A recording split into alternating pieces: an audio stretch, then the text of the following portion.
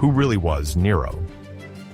Welcome to Collapse, where history comes alive and every video immerses you in the destinies of those who have shaped the world.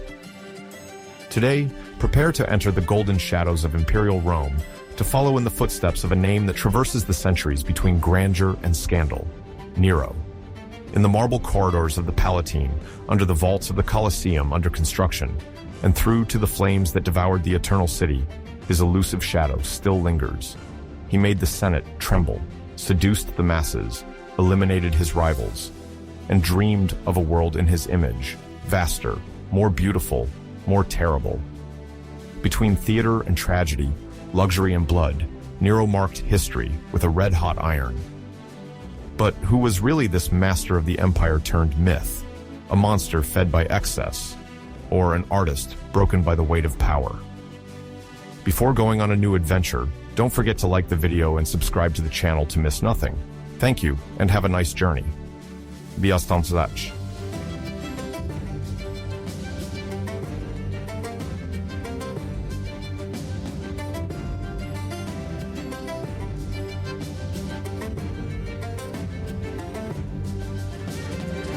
At the dawn of the 40s AD, the Mediterranean world and beyond finds itself at a major crossroads, marked by the growing influence of the Roman Empire, the consolidation of rival powers in Asia, and the rise of kingdoms as distant as they are active in international trade.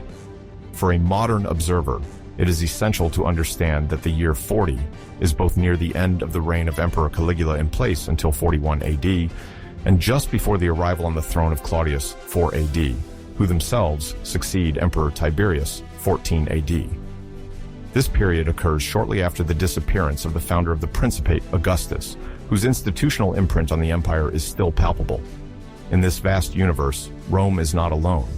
Millennial Eastern dynasties, like the Han in China, coexist with the Arsacid kings of the Parthian Empire. Closer to Africa, in the southern regions, the kingdoms of Kush, corresponding roughly to modern northern Sudan and Aksum in present-day Ethiopia, thrive around the trade of ivory and incense. Meanwhile, the Roman provinces at the borders of Western Europe, such as Britannia, corresponding in large part to present-day England and the Germanic zone, receive particular attention from Rome against a backdrop of military expeditions and local resistance movements. Within the empire, the Pax Romana expression denoting the Roman peace, established by Augustus, is generally maintained, which favors not only the circulation of goods and people, but also the rapid diffusion of intellectual and technical currents. Who really was Nero? Welcome to Collapse, where history... Who really was Nero? Welcome to Collapse, where history comes alive and every video immerses you in the destinies of those who have shaped the world. Today, prepare to enter the golden shadows of Imperial Rome to follow in the footsteps of a name that traverses the centuries between grandeur and scandal, Nero. In the marble corridors of the Palatine, under the vaults of the Colosseum under construction, and through to the flames that devoured the eternal city, his elusive shadow still lingers. He made the Senate tremble, seduced the masses, eliminated his rivals, and dreamed of a world in his image, vaster, more beautiful, more terrible. Between theater and tragedy, luxury and blood, Nero marked history with a red-hot iron. But who was really this master of the empire turned myth, a monster fed by excess, or an artist broken by the weight of power?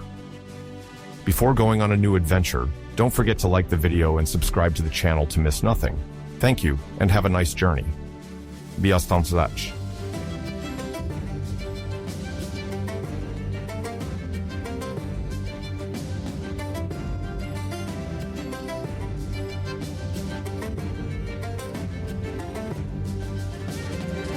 At the dawn of the 40s AD, the Mediterranean world and beyond finds itself at a major crossroads, marked by the growing influence of the Roman Empire, the consolidation of rival powers in Asia, and the rise of kingdoms as distant as they are active in international trade. For a modern observer, it is essential to understand that the year 40 is both near the end of the reign of Emperor Caligula in place until 41 AD, and just before the arrival on the throne of Claudius 4 AD, who themselves succeed Emperor Tiberius, 14 AD. This period occurs shortly after the disappearance of the founder of the Principate, Augustus, whose institutional imprint on the empire is still palpable. In this vast universe, Rome is not alone. Millennial Eastern dynasties, like the Han in China, coexist with the Arsacid kings of the Parthian Empire. Closer to Africa, in the southern regions, the kingdoms of Kush, corresponding roughly to modern northern Sudan and Aksum in present-day Ethiopia, thrive around the trade of ivory and incense. Meanwhile, the Roman provinces at the borders of Western Europe, such as Britannia, corresponding in large part to present-day England and the Germanic zone, receive particular attention from Rome against a backdrop of military expeditions and local resistance movements.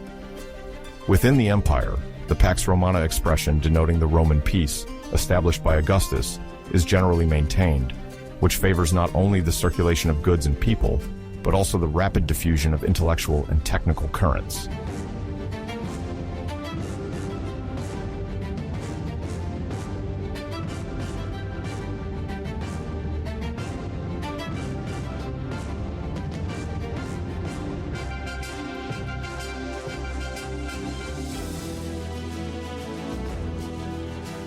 To understand the Roman situation around 40 AD, one must first look at the colossal legacy left by Augustus ne Caius Octavius, called Octavian, before taking the name of Augustus in 27 BC. This nephew and adopted son of Julius Caesar proclaimed himself Princeps' first citizen and shaped an unprecedented political regime, commonly called the Principate, which wears the appearance of a preserved republic while establishing a de facto monarchy.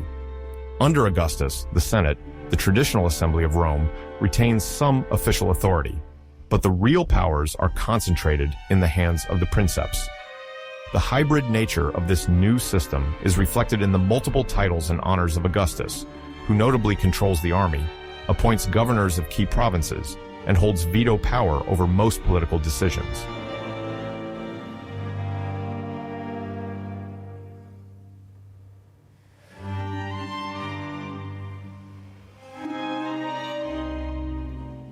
After Augustus's death in 14 AD, Tiberius, his stepson, comes to power. The reign of Tiberius 14 AD is sometimes seen as a cautious continuation of Augustan policy, but with a climate of mistrust and an emperor's tendency toward seclusion. Tiberius ends up retiring to the island of Capri, leaving current affairs in the hands of prefects and advisors. Ancient historians like Tacitus and Suetonius even describe the end of his reign as austere and marked by trials for treason, although some see him as a competent administrator concerned with public finances.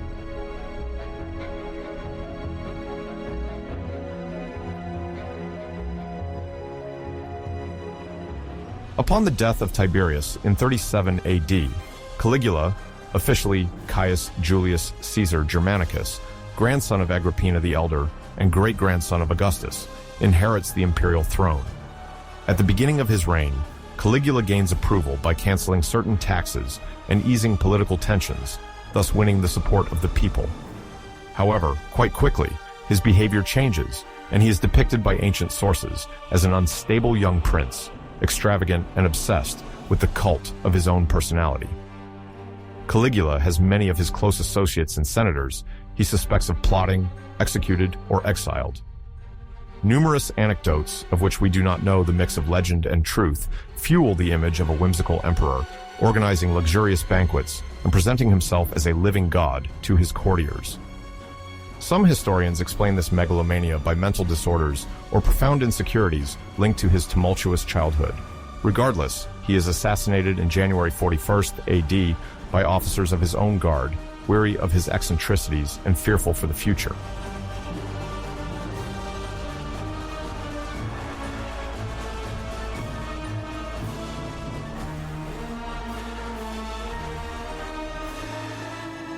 After the violent removal of Caligula, Claudius, his uncle, becomes emperor almost by chance.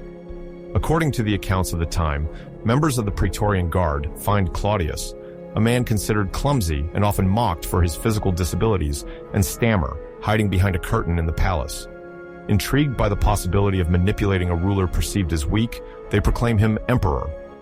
Despite these initial circumstances, Claudius surprises everyone and proves to be an accomplished administrator, ordering significant public works, such as the construction of new aqueducts and the modernization of the port of Ostia, which facilitates the supply of the capital. Under his reign, the nature of the principate shifts more towards a quasi-dynastic power, as family ties, marriage alliances, and heritage become critical in succession. The Senate, which hoped to regain influence, must contend with the growing power of the imperial court and the new emperor's determination to consolidate his authority.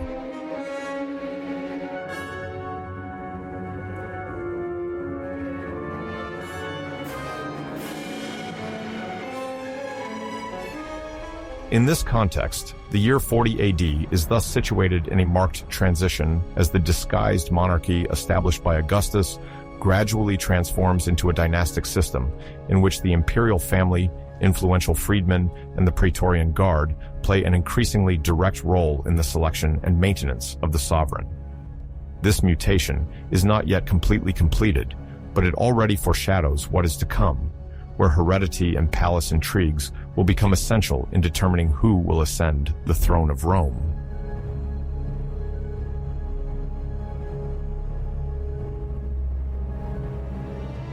Far beyond Italy, several major political entities evolve parallel to the Roman Empire, asserting their regional power. To the east, the Parthian Empire, governed by the Arsacid dynasty, occupies a vast territory covering large portions of ancient Persia and Mesopotamia. The capital of this empire, Ctesiphon, located on the eastern bank of the Tigris, not far from present-day Baghdad in Iraq, is a major political center. The Arsacids, established in the 3rd century BC, share with Rome a shifting frontier, punctuated by successive conflicts and truces, notably around the control of Armenia. Around 40 AD, tensions remain high, as the question of Roman influence over the Caucasus remains sensitive. The Parthians are famed for their heavy cavalry and mounted archers, military assets that complicate the advancement of Roman legions in eastern terrain.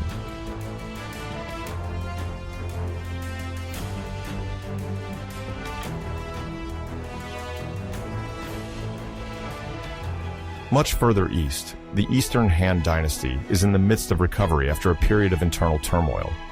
Restored by Emperor Guangwu, personal name Liu Xiu, the Han dynasty is progressively directing its political and economic activities towards the growth of trade and the strengthening of land and maritime connections. The nascent Silk Roads then link, although still incompletely, China to the territories of Central Asia, and indirectly to the Near East and Mediterranean shores, where silk and spices reach. The region within which these economic flows flourish includes, among others, the oasis of Dunhuang and various intermediate kingdoms of Central Asia, whose lords prosper thanks to the taxes imposed on the caravans. In 40 AD, these routes are only at their beginnings, but they foreshadow lasting links between Rome and China, despite the distance and communication difficulties.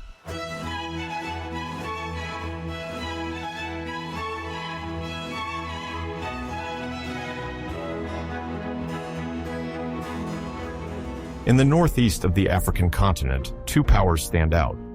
The Kingdom of Kush, centered around the city of Mero in present-day Sudan, directly descends from the prestigious Kingdom of Nubia. At the time, Kush controls a portion of the Nile and benefits from caravan routes leading to the Red Sea. The kings of Kush draw wealth and prestige from the exports of ivory, exotic skins, precious woods, and minerals. They occasionally exert their influence on areas bordering the Roman sphere, notably in Lower Egypt, sometimes in conflict, sometimes in negotiation with the Roman governors of Egypt, depending on the interests of the moment.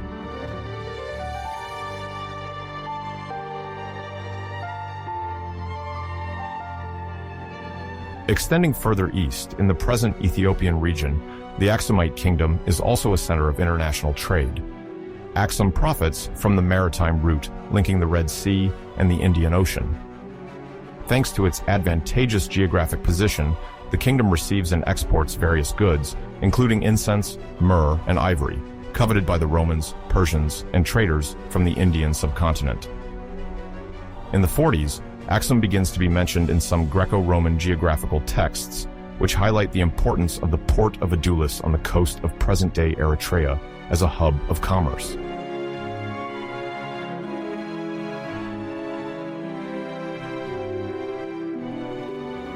In parallel, on the European continent, Rome faces the peoples living beyond the Rhine and Danube, areas collectively referred to as Germania. The Germanic tribes, often perceived by Rome as formidable adversaries since Varus's defeat in 9 AD during the Battle of Teutoburg, conduct sporadic incursions into regions under imperial control. The integration of some of these tribes through treaties, marital alliances, or federated peoples, federati, allied to Rome, is still in its infancy at this time. In the northwest, on the British Isles, Rome is gradually consolidating its ambitions. Although Julius Caesar led 2 expeditions to Britain in 55 and 54 BC, it is not until 43 AD, under Emperor Claudius, that the systematic conquest of the province takes place. At the onset of this campaign, the Roman legions invade the southeast coast of the island to subdue the local tribes, thus inaugurating a phase of prolonged occupation, which accompanies the founding of colonies and forts administered by imperial officers.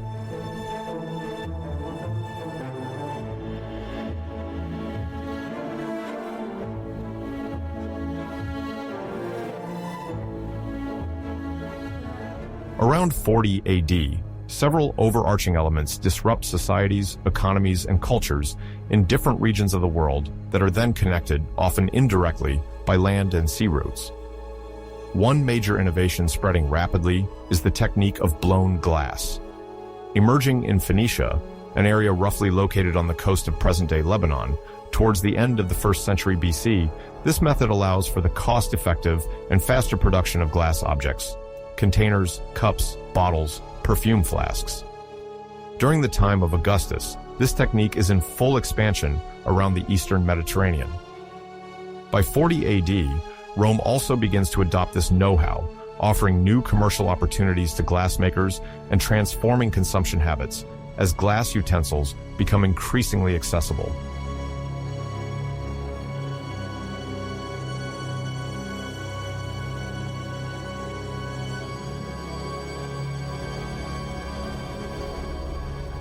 Another key factor in the organization of the economy of the time is the widespread use of imperial Roman currency. Inherited from the monetary system established by Augustus, who reformed the currency to stabilize the silver denarius, the base currency, and the gold aureus, a higher value coin. This fiduciary circulation guarantees some uniformity in transactions within the empire. Roman coins, struck notably in Rome, lions, then known as lugdunum, or Tarragona in Hispania, are found in many regions associated with trade with Rome, even reaching into Germania and Arabia. This monetary ubiquity facilitates the purchase of products, tax payments, troop payments, and transforms exchanges by reducing constraints related to bartering. However, outside the empire, other systems coexist. In the Parthian Empire, drachmas and tetradrachms of Hellenistic tradition are used, while in China, round coins with a central hole or species made of cast metal persist. Despite these differences, the trend towards developing a unified currency is confirmed in various geopolitical areas, foreshadowing a form of economic integration on a global scale known at the time.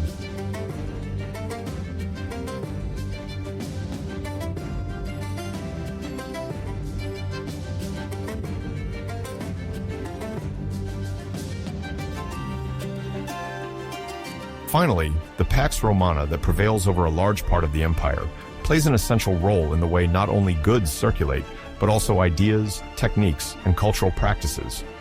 Thanks to the relative security of the land roads, via in Latin, and maritime routes, navigable routes in the Mediterranean, philosophers, orators, scholars, doctors, and architects move from one city to another, exchanging manuscripts and expertise. The Roman cities spread all around the Mediterranean are home to amphitheaters, baths, and forums, promoting a certain cultural homogenization, though tinged with local specifics. Greco-Roman art, marble sculpture, wall frescoes, and even gladiatorial shows weave a common fabric within the imperial borders. Meanwhile, Oriental influences, Persian, also spread throughout the empire, whether through religion, the luxury of fabrics, or the presence of exotic cults, such as those of Cybele, or Isis, coming from Asia Minor and Egypt. In China, although direct exchanges with the West are still rare and often indirect, the gradual contact with merchants coming from the western edges, sometimes referred to as Da Qin, Great Qin, interpreted as an equivalent of the Roman Empire.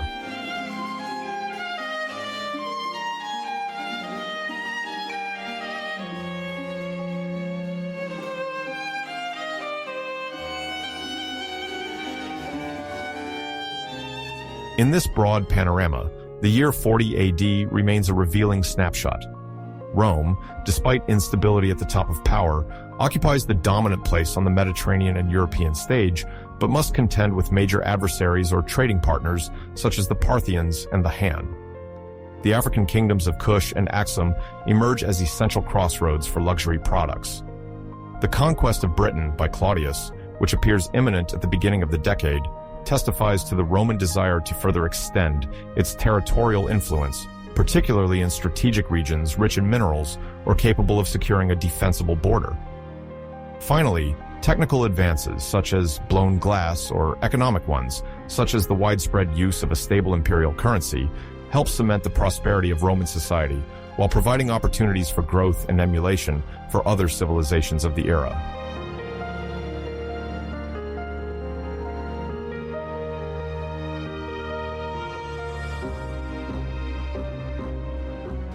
This global balance in which the Pax Romana plays a structuring role must not mask the fact that conflicts nonetheless simmer at the empire's borders and among some subdued peoples. Caligula even dreams of undertaking campaigns in Germania and Britannia, although he only carries out a few symbolic operations. The interregnum, which will soon begin with the end of his reign and the accession of Claudius, will clarify Roman priorities in terms of expansion and border consolidation. Meanwhile, the Parthian Empire might claim more lands to the west if it manages to strengthen its internal authority, while isolated rebellions flare up here and there under Roman domination, notably in Judea or in provincial cities dissatisfied with what they consider oppressive taxation.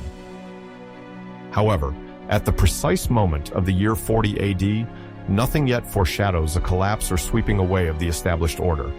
On the contrary, for a traveler traversing the roads connecting the Italian peninsula to Egypt or Asia Minor, the spectacle before them is one of an interconnected world, still solid, despite the intrigues and rivalries inherent to the ruling elites.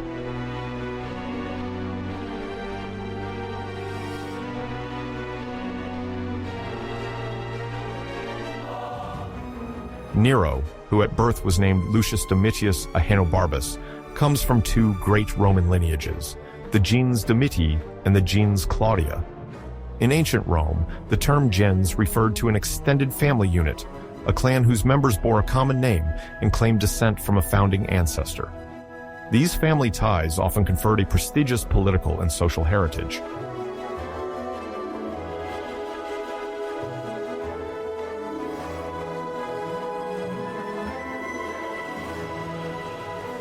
On his paternal side, Nero descends from the gens Domitii, which had members that held important magistracies over the decades. His father, Gnaeus Domitius Ahenobarbus, embodied the typical image of the Roman noble. He had inherited the family wealth while seeking to maintain and reinforce his authority in the public arena. The cognomen Ahenobarbus literally means bronze beard and was passed down from generation to generation within this branch of the Domitii family, which prided itself on a notable military and political past.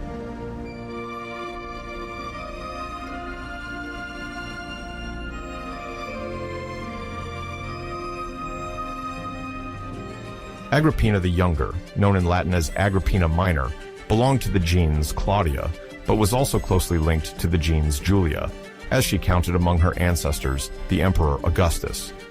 Specifically, she was the daughter of Germanicus, a general highly esteemed by the Roman people, and himself the great-nephew of Emperor Tiberius. Thus, Agrippina the Younger was at the heart of the illustrious Julio-Claudian dynasty, which had ruled the empire since Augustus came to power in 27 BC. Agrippina's father, Germanicus, enjoyed great popularity for his victorious military campaigns and for his character considered lenient and virtuous. Unfortunately, he died prematurely in AD 19, leaving his widow, Agrippina the Elder, to care for a large family, of which Agrippina the Younger was a part.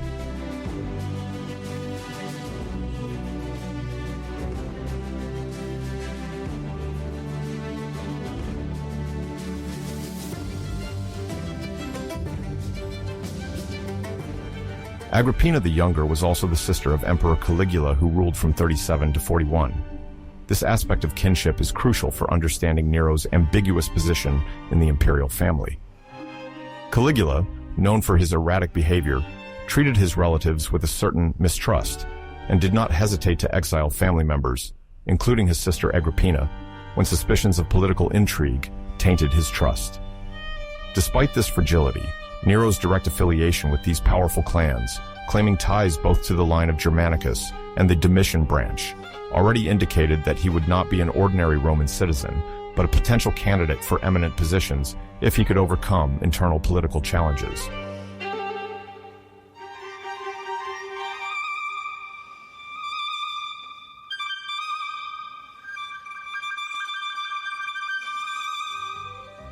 As he grew up, Nero would gradually learn that his lineage tied his destiny to that of the empire. Just a few years after his birth, he carried already a heavy legacy: the brilliance of the Domitii, the notoriety of the Claudii, and the symbolic radiance of Augustus's descendants. This complicated genealogy, which connected him directly to several emperors and giants of Roman history, was both an asset and a potential danger because court intrigues and power struggles were frequent there.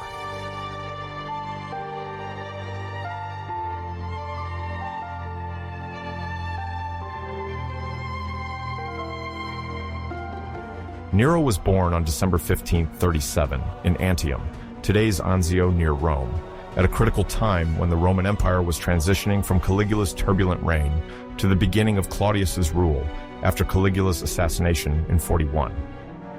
In these early years, the child's life, still known as Lucius Domitius Ahenobarbus, was marked by family instability, mainly due to political tensions surrounding the women of the imperial family.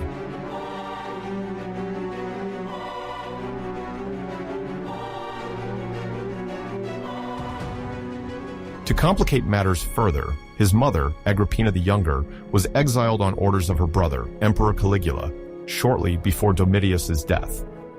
The reasons invoked often related to suspicions of plots or conspiracies against the ruling power, accusations that frequently circulated in Rome's high aristocracy.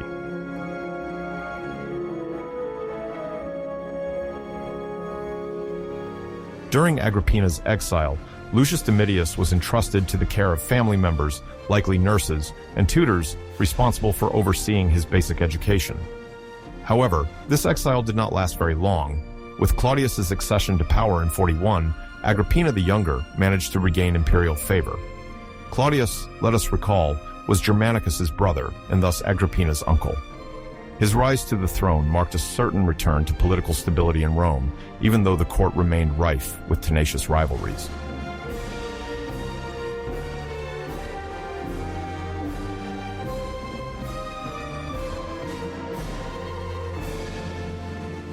The major turning point for Nero's life occurred when his mother married Claudius in 49. This marriage meant that the emperor became not only his stepfather, but could also claim the role of mentor and guarantor for young Lucius Domitius. Agrippina, already a highly influential figure in the imperial entourage due to her birth, took advantage of this union to consolidate her son's position and prepare for his future ascent.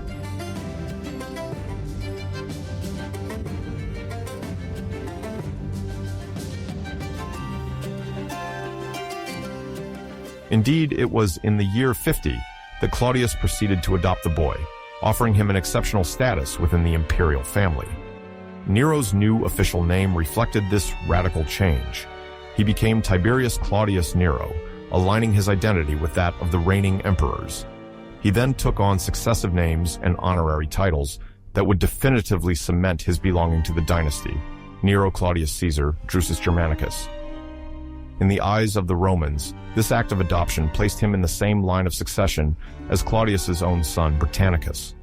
However, in a system where the emperor could freely designate his successor, the adoption of a child by the holder of power often foreshadowed an imperial inheritance, unless intrigues intervened to upend everything.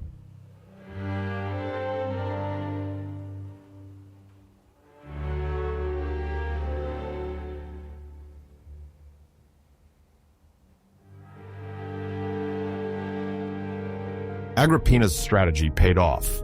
Nero became, through this gesture, an indispensable member of the dynasty. Even though he was only 12 or 13 years old at the time of his mother's remarriage, his proximity to Claudius and the official recognition of his lineage already elevated him to an eminent rank. In this first-century Rome, an heir's legitimacy was established not only by blood, but primarily through the generosity and political will of the reigning emperor.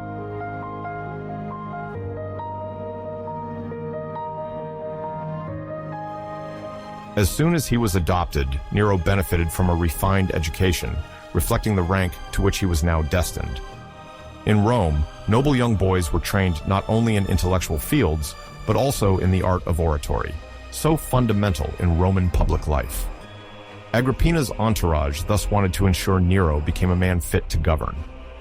Two major figures emerged during this decisive phase: the Stoic philosopher Seneca, often called Seneca the Younger, and Sextus Afranius Burrus, the prefect of the Praetorian Guard, that is, the head of the Praetorian Guard.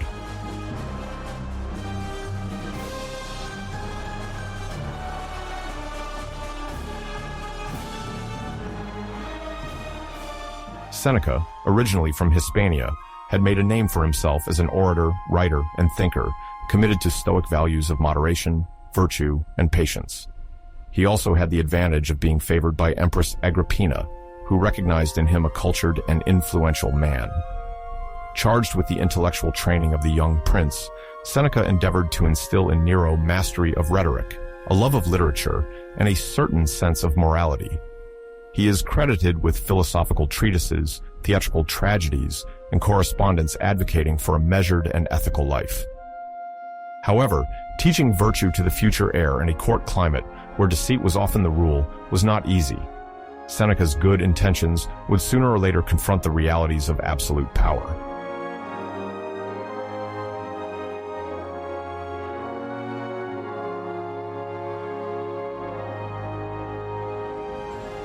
Burrus, for his part, was responsible for the more practical training of young Nero, especially in matters of discipline, military organization, and administration. As head of the Praetorian Guard, he managed the emperor's security and maintained order in the capital.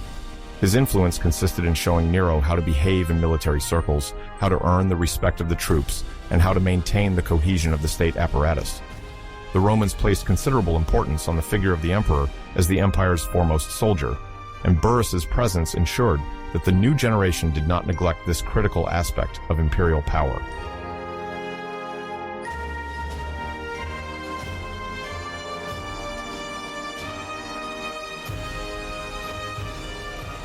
Besides rhetoric, Nero also received Hellenistic education, i.e., largely inspired by Greek culture in fields such as philosophy, art, music, and theater. For a long time already, Roman elites admired Greek civilization, which was considered a model of cultural refinement. Indeed, many aristocrats spoke and read Greek, which remained the language of scholars and intellectuals throughout the Mediterranean basin. Under the supervision of his masters, Nero engaged in the study of poetry, had to recite speeches before a small circle of friends, and learned to appreciate the subtleties of stage performance.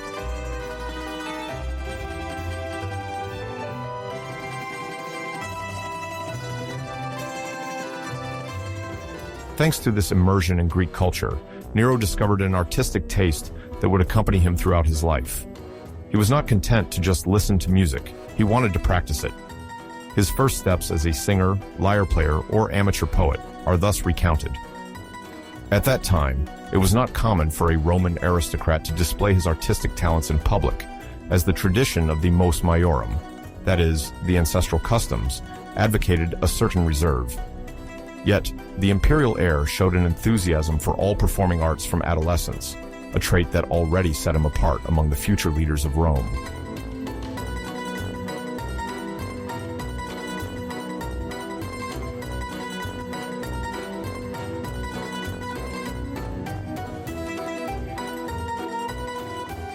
The rhetorical training, crucial for anyone aspiring to the magistracy and eloquence before the Senate, was reinforced by a general cultural education ranging from history to myths. Nero thus had to memorize the great deeds of the Roman Republic, the great figures of the empire such as his ancestor Augustus, and the Greek legends. The exercises in diction, pronunciation, and staging of speech held an essential place in his instruction, since a leader's presence before senators, knights, or the Roman people had to inspire respect and adherence.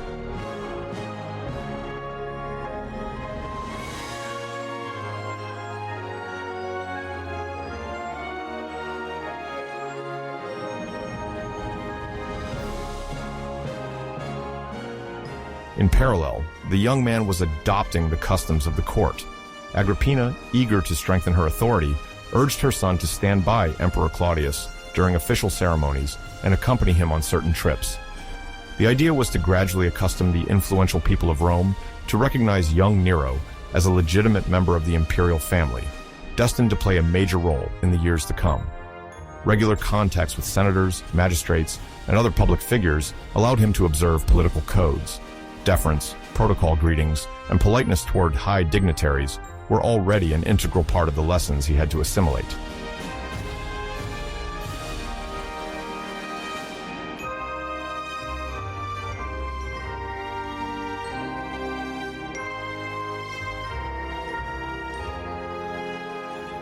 However, this education was not without conflicts. The imperial court remained a place of underlying struggles. Some preferred Britannicus, the natural son of Claudius, to succeed the emperor, while others rallied to Agrippina's cause, judging that young Nero had a more promising personality or that the empress's will, reputedly very determined, deserved support. The influence wars were often conducted subtly, through alliances of circumstance, arranged marriages, or economic pressures.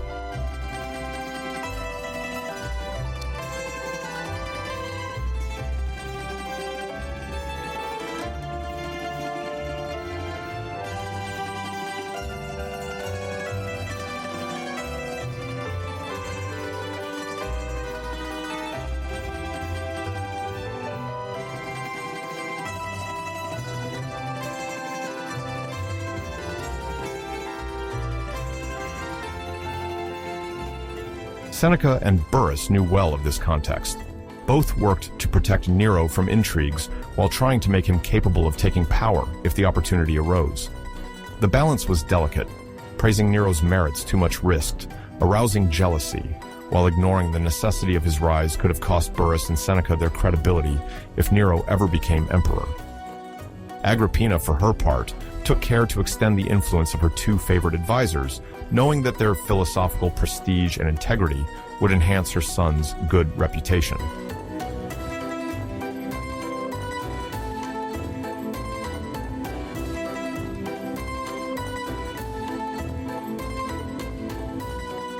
The imperial heir thus led a seemingly relatively studious and serene life, consisting of morning lessons, readings, diction exercises, and sometimes moderate entertainment.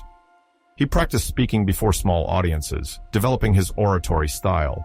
He was initiated into singing and poetry, convictions reinforced by the notion that the Roman emperor, in the minds of Agrippina and Nero himself, should represent the pinnacle of culture and elegance. Later, these artistic inclinations would become one of the most notorious marks of his reign.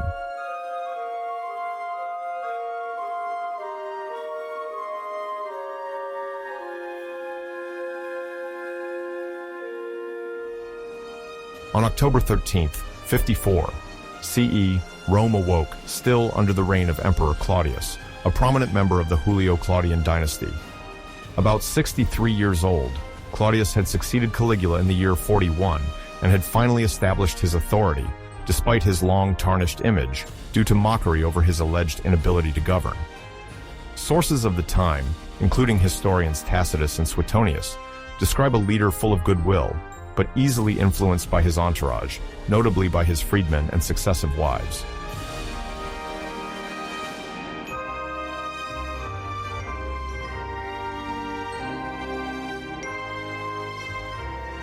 On the night before his death, Claudius is said, in some accounts, to have participated in a sumptuous banquet held at the Imperial Palace. All agree on one fact. Shortly after the meal, the emperor began to exhibit alarming signs of discomfort. His face contorted, he sweated profusely, and struggled to speak clearly. He withdrew from the assembly, clutching his throat as if trying to loosen an invisible grip.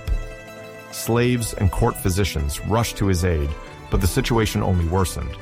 Rumors were rife about the nature of his ailment: severe indigestion, stomach cramps, or, as some were already whispering, poisoning.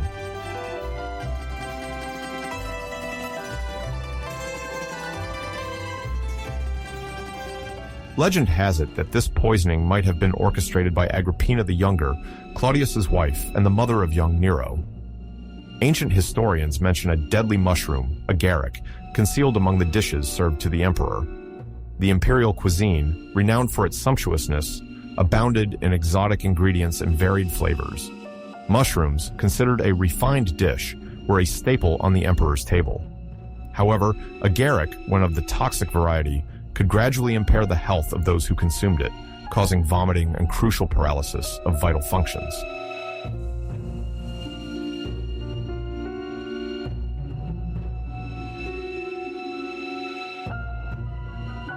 If Agrippina is suspected, it's because she has long harbored the ambition of seeing her son fully ascend to power. She knows that Emperor Claudius has already designated Britannicus, his biological son with Messalina, as the natural heir. Yet, she has patiently maneuvered for Nero, from her previous marriage to Julio-Claudius Domitius Ahenobarbus, to be adopted and placed on an equal footing. To the eyes of many senators and influential members of the court, Agrippina the Younger appears as a determined woman, skilled in palace intrigues, ready to do anything to strengthen her son's position.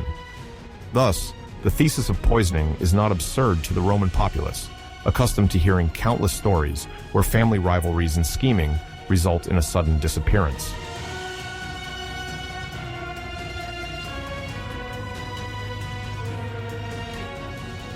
Whether it was an accident or a crime, Claudius dies a few hours later without anyone being able to stop the evil that consumed him. And this is where history shifts.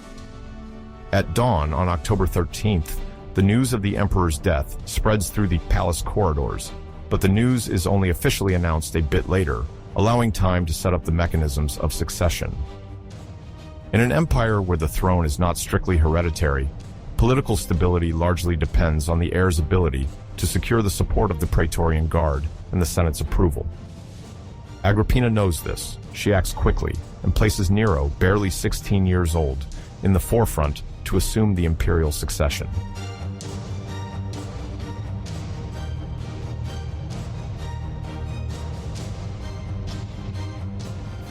At the heart of Roman power lies the Praetorian Guard, an elite military force created under Augustus. Charged with the protection of the emperor, it often plays a crucial role in the appointments and depositions of rulers. When Claudius dies, it is indeed the Praetorian Guard that will decide, in the first hours following the announcement, to recognize as emperor the one who can ensure their interests and appear the most legitimate. Agrippina, aware of the predominant influence of this military body, quickly contacts its senior officers.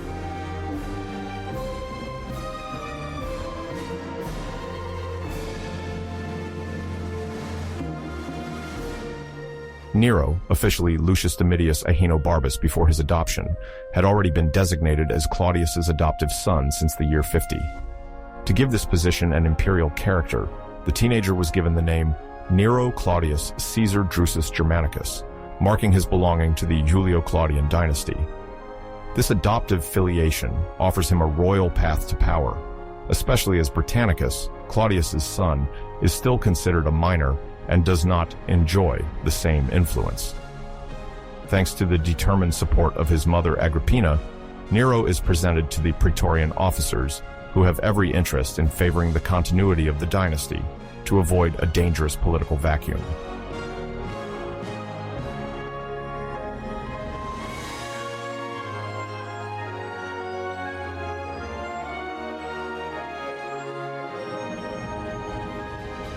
Historians recount that at the crucial moment when Nero is brought before the guard, his face expresses a certain nervousness mixed with ambition. He wears the toga, adorned with imperial insignia, a symbol of his new status.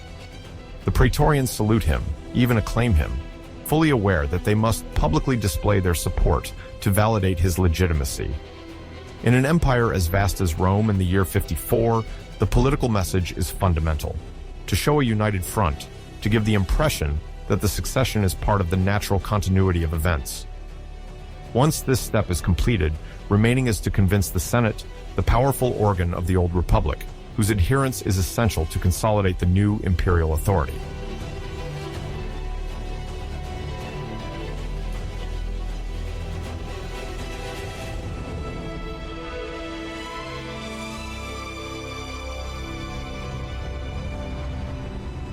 The senators, for the most part, quickly accept the situation. Knowing Agrippina's reputation and the military support Nero enjoys, they deem it more prudent to recognize his legitimacy rather than engage in debates over the succession.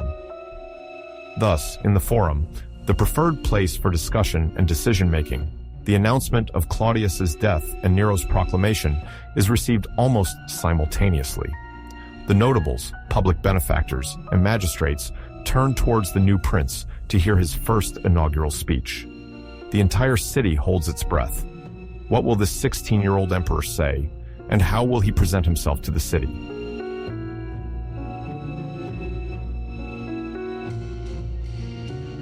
Nero's inaugural speech, often mentioned in Roman sources, highlights a bold promise. He wants to embody a reign of the people and the Senate according to his terms. With this formula, he seeks to reassure, projecting the image of a sovereign respectful of senatorial institutions. At the time, the aura of Augustus remains very strong. Augustus, the first emperor, had managed to preserve certain republican appearances to disguise absolute power. Nero follows in this verbal continuity, showing humility, promising to rule in partnership with the Roman elite, and supposedly allowing a certain freedom to the orders of the state.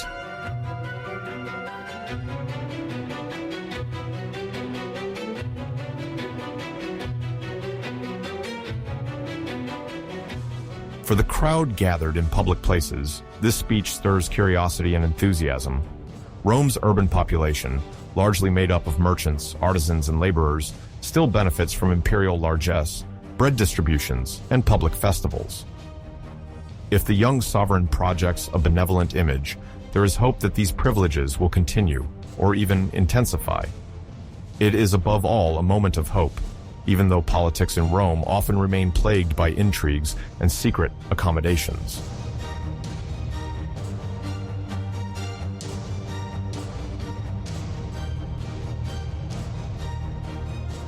Once acknowledged by both the Praetorian Guard and the Senate, Nero intends to take strong actions to win the sympathy of the Romans and establish his reputation as a benefactor.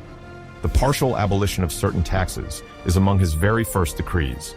This cleverly calculated move directly affects the population who regularly suffers under the fiscal burden. At that time, Rome, the nerve center of a vast empire, had to finance numerous military campaigns, maintain the fleet and communication routes, not to mention the growing imperial bureaucracy. By alleviating some taxes, the emperor covers Rome with a generous gesture while ensuring to send a clear signal.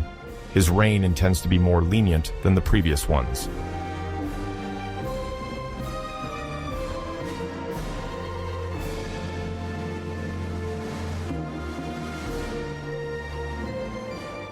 Chronicles report that among the lightened taxes are local taxes on the sale of consumer goods and certain port charges, to which the city of Rome is highly dependent for its supply.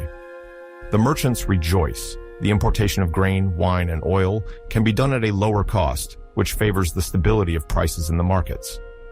Inhabitants who go to the forum or shops do notice a slight decrease in some prices, and this is enough to initiate a climate of trust toward the new sovereign. Moreover, generosity and antiquity is perceived as a major virtue that the emperor must embody. Thus, by easing the tax burden, Nero gives himself the image of the ultimate dispenser of common prosperity.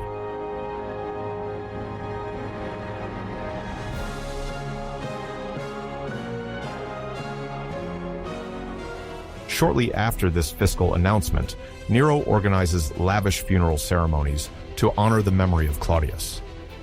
In Roman tradition, the death of an emperor, whether he was appreciated or not, remains a solemn event. It is customary to pay official tribute with all the pomp of a funeral procession through the city. Litters, loaded with sculptures and busts of the deceased's likeness, stretch in often endless processions, followed by professional mourners tasked with publicly displaying grief.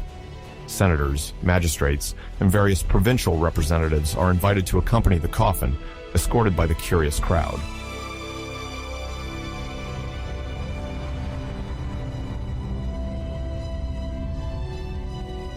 Claudius's body is displayed in a specially arranged space, allowing everyone to pay their respects or salute his remains. Agrippina, who was his wife until his death, appears dressed in mourning, ostentatiously saddened. However, some find this display a bit too measured, suspecting the widow of orchestrating her husband's death. Nevertheless, in official contexts, everything must denote respect and gratitude toward an emperor who reigned for nearly 13 years. The events are meticulously choreographed so that Rome remembers. It is out of recognition and respect for the continuity of imperial power that the memory of the deceased is celebrated.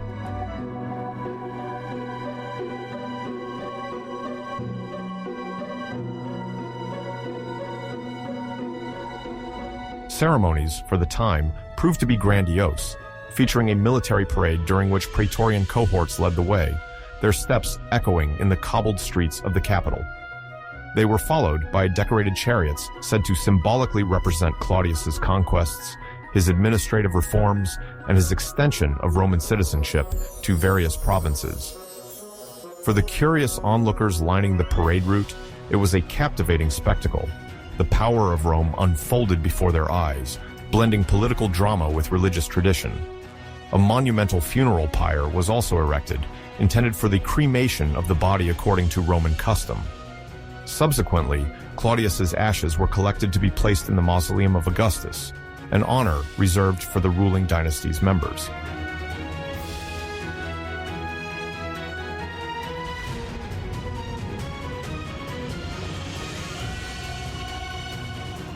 In his funeral oration, delivered in front of an attentive audience, Nero praised Claudio Caesar's legacy, celebrating his dedication to the state and his foresight in managing the empire. Consistent with his promise to rule for the people and the Senate, he emphasized the legacy Claudius left to Roman institutions, while highlighting his own willingness to work within that continuity.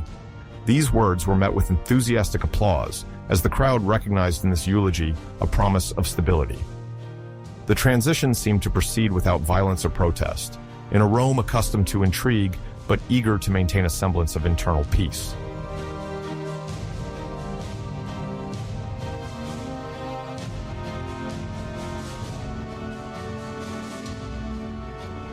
The great dignitaries, senators, and notables of the urbs, flattered in their self-esteem, gave unanimous tribute to the new prince. It was seen as an endorsement of a dynasty that sought legitimacy.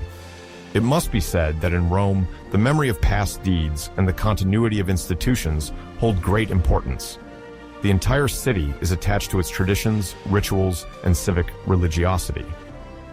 Each gesture, taken in isolation, may seem theatrical, but it is precisely this theater of power that holds the city in respecting the funeral rites by pronouncing solemn praises, perpetuates the sacrality of the imperial function, and guarantees the people's obedience.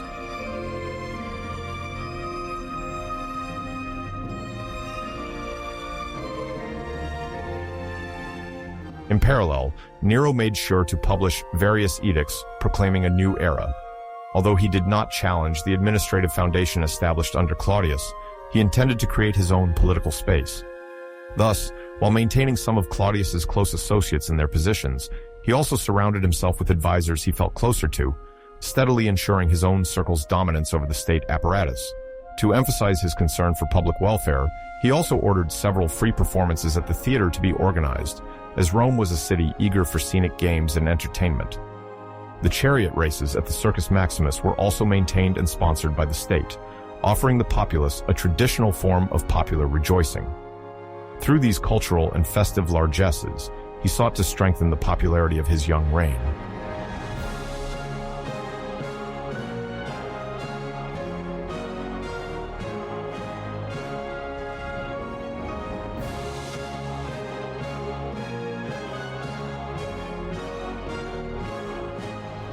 The economic situation of the empire at this precise moment was still relatively favorable, which made the implementation of these popular measures easier. The imperial treasury, fueled by taxation, revenue from the provinces, and spoils of war, was sufficiently stocked to allow for some largesse. However, this situation was never secured for the long term, as maintaining the legions, constructing public buildings, and administering such a vast territory incurred considerable expenses. Nero, aware that he had to satisfy both the elite and the masses simultaneously, insisted on a moderate program maintaining the balance inherited from Claudius while projecting the image of an emperor with reformist intent.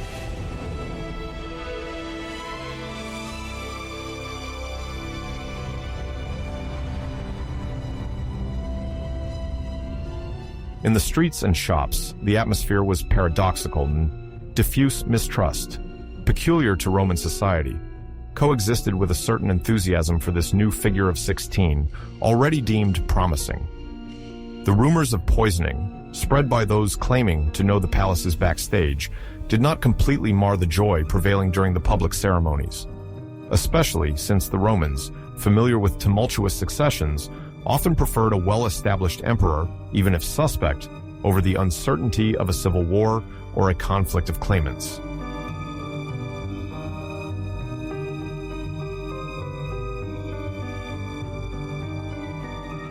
In the first weeks of his reign, Nero seems to apply himself to cultivating an image of exemplary behavior.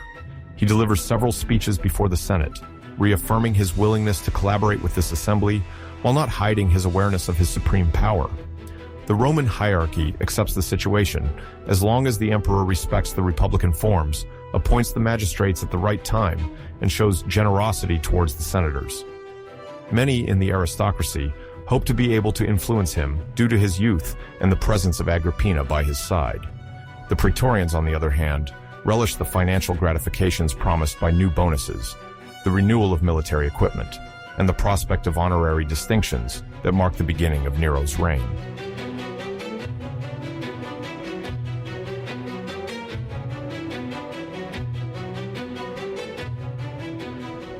The public opinion, if it can be called that in the ancient context, especially appreciates the impression of prosperity and the continuity of peace. The lower classes, won over by the distributions of subsidized wheat, offered spectacles, and the reduction of certain taxes, do not view unfavorably the firm exercise of single authority, provided it looks after their well-being. The networks of merchants, artisans, and bankers rejoice that order is preserved, as political stability is a crucial factor for the circulation of goods and the realization of profits. The provinces, for their part, observe the news from their own cities. Some delegations have already sent representatives to congratulate the young prince, while others await to see if he will truly maintain his benevolent course before showing too generous gestures of allegiance.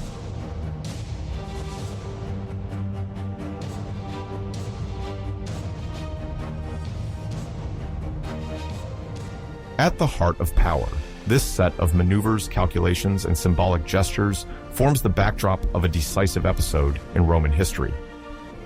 Nero, invested with the imperial purple, represents the continuity of the Julio-Claudian dynasty, while embodying the hope of seeing a form of renewal in the style of governance.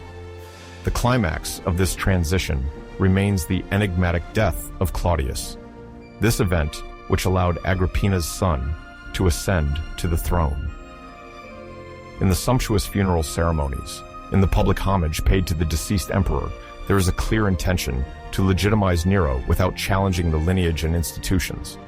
The message sent to the Mediterranean world is clear. Rome continues on its path, confident in its power, under the leadership of a new, young, and promising sovereign.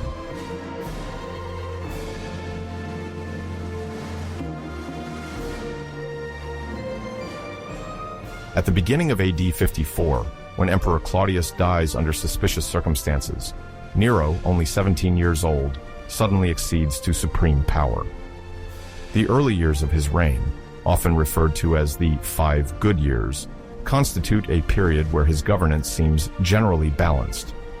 Under the tutelage of two influential figures, the philosopher Seneca and the prefect of the Praetorian Guard, Sextus Afranius Burrus, the Roman Empire experiences relative stability. Later, chroniclers noted that the young emperor had left the running of affairs to these two experienced advisors while displaying a form of benevolence towards the Senate and the Roman people. This period is characterized by a policy of clemency in trials, measured economic reforms, and a cultural boom, notably marked by the organization of the first Neronia Games. Yet, this time, which seemed to herald a golden age, is already overshadowed by growing tensions between Nero and his mother Agrippina.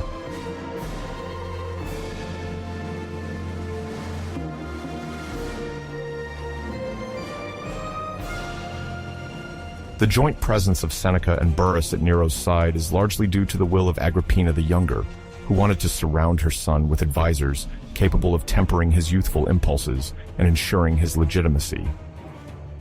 Lucius Annaeus Seneca, a Stoic philosopher born in Corduba in present-day Spain, already enjoyed a certain notoriety thanks to his writings on morals and politics. Burrus, on the other hand, headed the Praetorian Guard, this elite force stationed in Rome and responsible for the emperor's security. Together, they formed a tandem whose priority seemed to be to consolidate imperial authority without sinking into an oppressive configuration, while preserving the essential prerogatives of the Senate.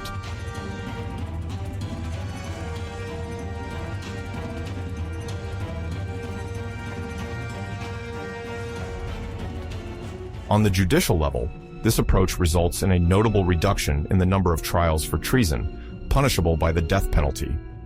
Roman historians have moreover noted that after the autocratic excesses of Emperor Caligula and the chronic mistrust of Claudius, the political climate under Nero softened.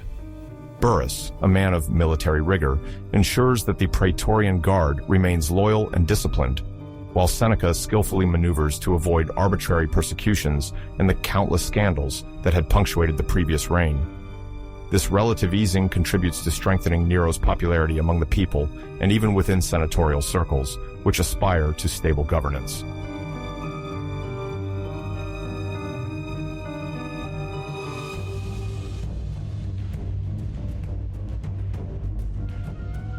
In their writings, Seneca and Burrus also encourage Nero to respect the legislative legacy of his predecessors. They urge him to speak before the Senate, to listen to the orators, and to spare the susceptibility of the Roman patricians, concerned with protecting their dignitas, or honor. This political strategy gives the illusion of harmonious collaboration between the prince and the elites, fostered by a desire to avoid any witch hunts. The general atmosphere at the court remains thus, at least for a time, marked by a form of tolerance and diplomatic prudence.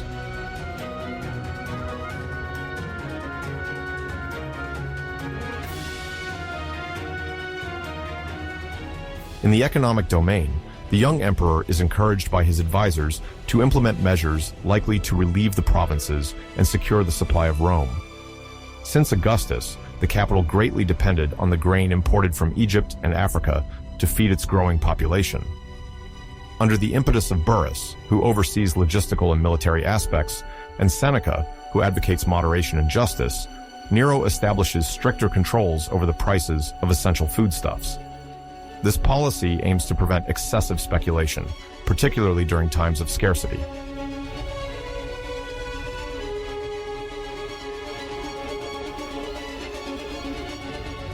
In parallel, Nero alleviates certain taxes imposed on the provinces, notably in regions where previous exactions had fueled strong resentment. The idea is to calm local tensions and prevent revolts that could undermine the empire's stability. According to several testimonies, this reduction in fiscal pressure allowed for a resurgence of commercial activity, stimulated by the relative easing of the frontiers and by the Pax Romana, which ensured the security of land and maritime routes. Although these reforms remain limited by budgetary constraints, they testify to Nero and his advisors' initial desire to establish a climate of trust and prosperity in the provinces and in the city.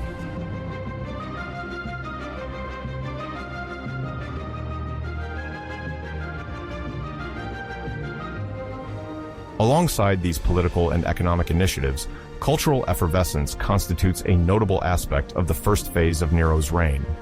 Deeply influenced by the Hellenistic education he received, the young sovereign indeed nurtures a clear passion for the arts, poetry, and music. Advised by Seneca, himself a writer and playwright, and encouraged by a circle of literati, Nero decides to institutionalize competitions intended to celebrate artistic expressions.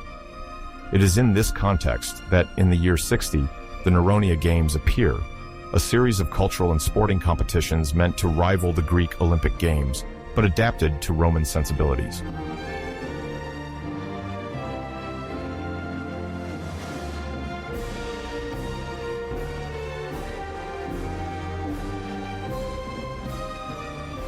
The Neronia takes place in Rome and includes athletic events such as racing, discus throwing, and wrestling.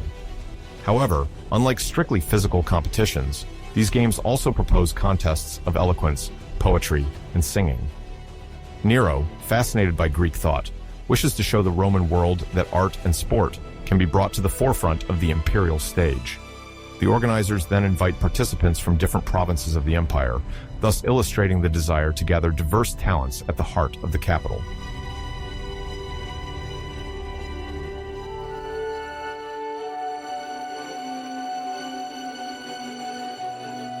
In parallel, a keen interest develops for sculpture and architecture. Rome sees the erection of new buildings, some of which are intended to expand venues for spectacles.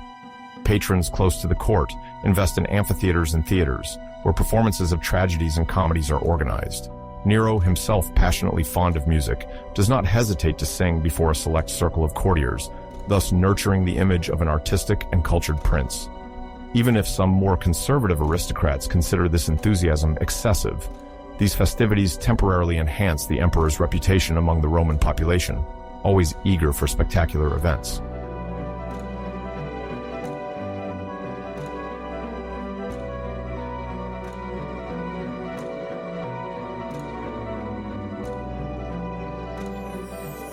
The apparent serenity of this first 5-year term is, however, threatened by an increasingly conflicted relationship between Nero and his mother, Agrippina the Younger. Initially, this woman of great ambition, great-granddaughter of Emperor Augustus, played a central role in her son's accession to the throne. She saw in him a means of exercising a form of indirect power over the affairs of the state. However, as Nero emancipates himself from maternal influence, Agrippina feels a deep sense of dispossession. She does not hesitate to publicly remind that she is the true architect of imperial authority.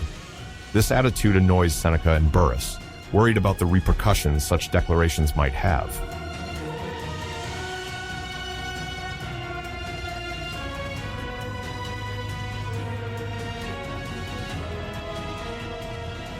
Tensions crystallize around the idea that the emperor's mother seeks to impose her protégés in her son's entourage and influence political decisions. Narratives report that Agrippina, furious to see her position decline, threatens to support a rival contender such as Britannicus, son of Claudius and Nero's half-brother. Even if some sources exaggerate these maneuvers, the imperial court is divided into competing factions, fueled by paranoia.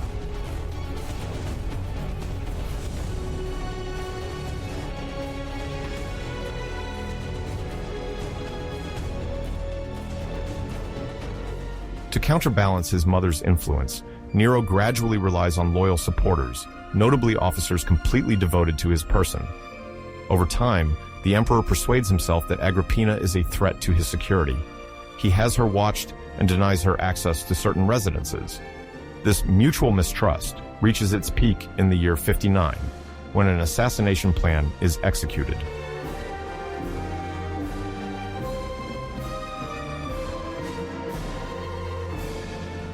According to Tacitus, the emperor initially devises a macabre subterfuge. Agrippina boards a boat designed to disintegrate at sea, so her death appears accidental. The sabotage fails. Agrippina survives and returns to shore. Faced with this setback, Nero, urged by his advisors, then sends soldiers to eliminate her. The accounts describe a brutal murder, executed with daggers, which definitively seals the break between mother and son. Although versions differ on the details, the matricide sets Nero on an irreversible path. While he had promised a lenient reign, he now bears the responsibility of spilled maternal blood, an act that will deeply shock the Romans and posterity. Agrippina's death marks the end of the 5 good years. From then on, Nero's personality turns toward more excess, foreshadowing the dark episodes that will mark the rest of his reign.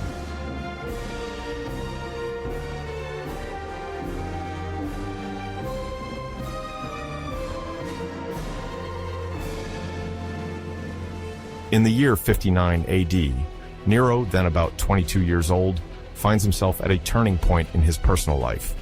Married to Octavia, the daughter of Emperor Claudius, and thus his adoptive sister-in-law by alliance, he quickly discovers that this political union satisfies neither his personal ambitions nor his romantic desires. Octavia, a discreet and respected figure by the people, is nevertheless eclipsed by the brilliant and charismatic presence of Poppaea Sabina, an influential woman at the court. Born into a prestigious family, Poppaea is renowned for her beauty, sharp wit, and ability to manipulate the imperial entourage. Attracted by Poppaea's vivacity, Nero gradually distances himself from his legitimate wife, fueling rumors within the imperial palace. Under pressure from these whispers and encouraged by Poppaea herself, the emperor eventually repudiates Octavia.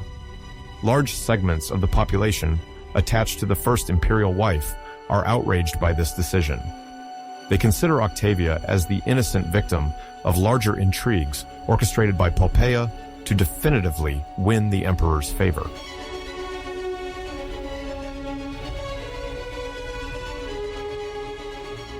The official repudiation of Octavia results in her banishment to an isolated place, probably to ease tensions by preventing her from remaining in the sight of the Roman people.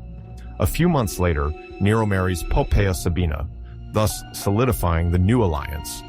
Poppaea, well-versed in the subtleties of court politics, knows how to flatter her interlocutors and be generous with those who might be useful to her.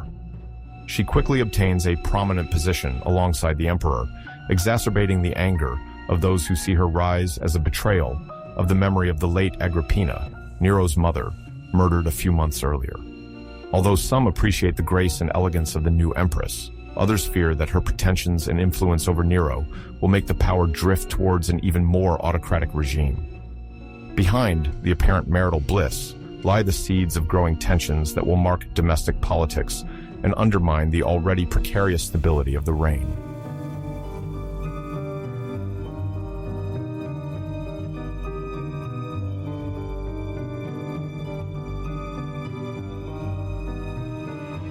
The year 60 CE is marked by a major crisis on the fringes of the Roman Empire in the province of Britannia. Under Roman rule, since the conquest initiated by Emperor Claudius in the year 43, these territories experienced deep resentment from the local populations due to fiscal pressure and administrative vexations. The trigger for the uprising came from the treatment inflicted on Queen Boudica, sovereign of the Iceni tribe. After the death of her husband Prasutagus, a loyal client of Rome, Roman administrators attempted to forcibly annex the lands and possessions of the royal family. Boudica was publicly whipped, and her daughters were abused, which incited indignation among the other Briton tribes. With this support, the queen gathered a considerable army and began an unprecedented rebellion. The main targets of the insurgents were the Roman strongholds, including the city of Camulodunum, present-day Colchester, a symbol of the imperial presence in Britannia.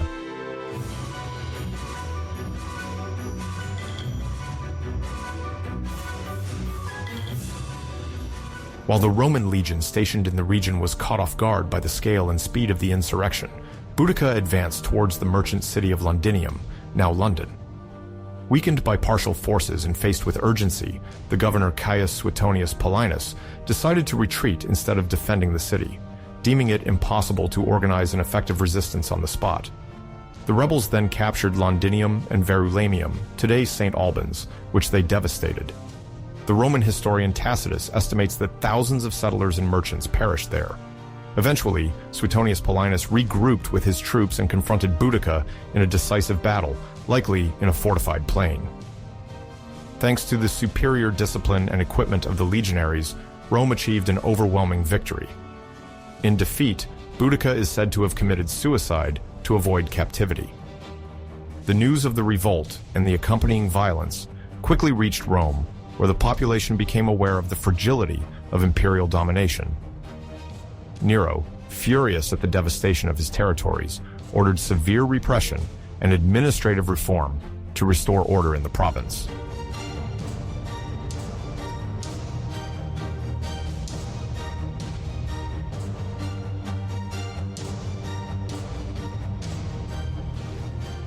In parallel with the Britannic crisis, another area of tension required the attention of Nero and his entourage. Armenia, located at the boundary between the Roman Empire and the Parthian kingdom. The Parthians were then led by the Arsacid dynasty, residing in their capital of Ctesiphon along the Tigris, corresponding to an area near present-day Baghdad in Iraq. Armenia, often considered a buffer state, regularly aroused the covetousness of Rome and its powerful neighbors. Since the campaigns of Pompey and Lucullus in the 1st century BC, the Roman Empire had sought to expand its influence there, fearing that a strong Parthian position in this region would threaten its eastern frontier. When the Parthian king, Vologases I attempted to impose one of his relatives, Tiridates, on the Armenian throne, the delicately negotiated balance collapsed. Aware of the risks of a prolonged war in the east, Nero entrusted the conduct of the campaign to the experienced general Gnaeus Domitius Corbulo, renowned for his strict discipline and strategic skill.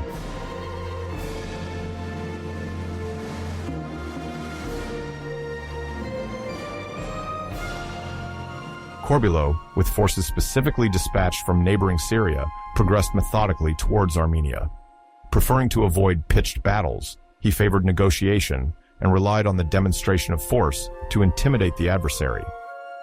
Under his leadership, the legions fortified key positions and established solid supply lines. Facing this determination, the Parthians eventually began negotiations, aware that an open conflict against the Roman legions could drag on and weaken their own kingdom. The negotiations resulted in an agreement whereby Tiridates temporarily relinquished the Armenian crown. Nero then installed Tigranes, an Armenian royal prince favorable to Rome, on the throne. This solution, ratified around 60 or 61, established a form of cohabitation that made Armenia a buffer state under Roman influence while maintaining a status quo with Parthia. In the eyes of the Roman Senate, Corbulo's success was hailed as a major diplomatic victory. However, this fragile victory remained contingent upon the continued presence of Roman garrisons and did not prevent sporadic incidents, revealing the complexity of the balances at the eastern frontier.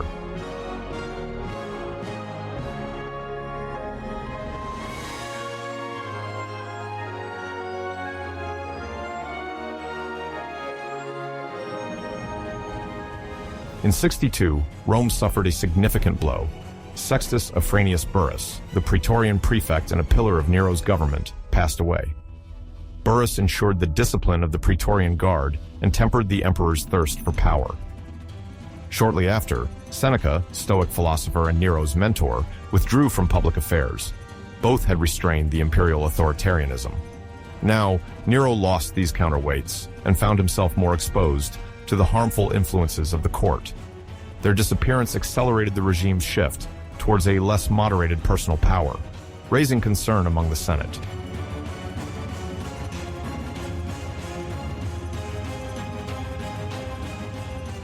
The vacancy left by Burrus attracted the interest of ambitious advisors, notably Aphonius Tigellinus, who quickly gained Nero's trust.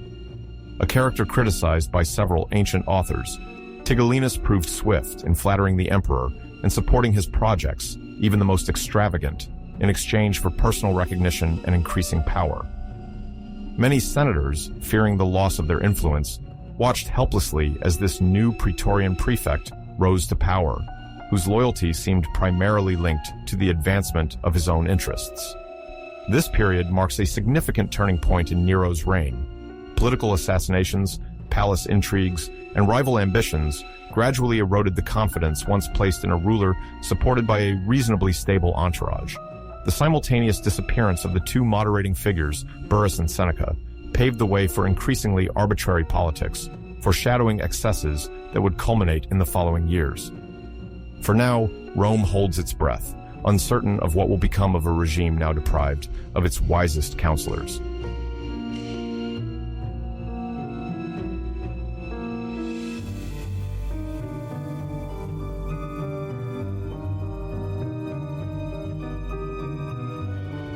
These upheavals, both in the family sphere and on military fronts, mark the beginning of a growing phase of instability, of which future history will truly bear witness.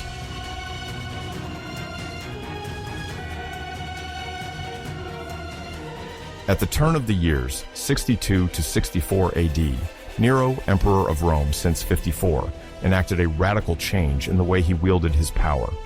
Less willing to share authority with the Senate and increasingly surrounded by flattering courtiers, he initiated a phase of autocracy marked by a climate of suspicion and demonstrations of opulence that surpassed anything the Romans had previously imagined.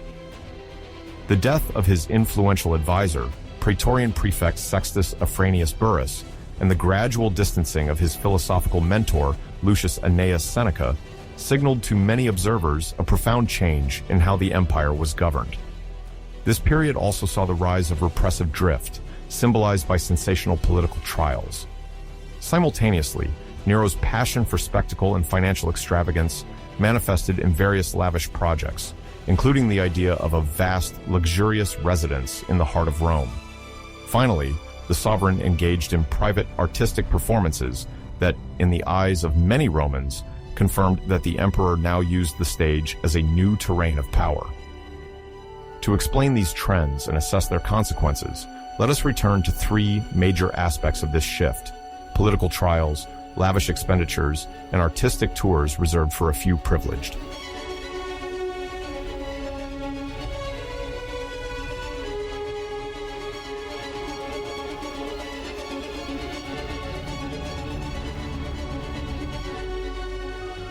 In the year 62, Rome witnessed a series of trials symbolizing Nero's increased desire to consolidate his power through intimidation.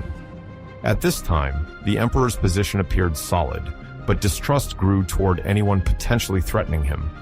Two cases crystallized this climate: that of Gaius Calpurnius Piso, generally known as the Pisonian conspiracy, and the one involving Rubellius Plautus.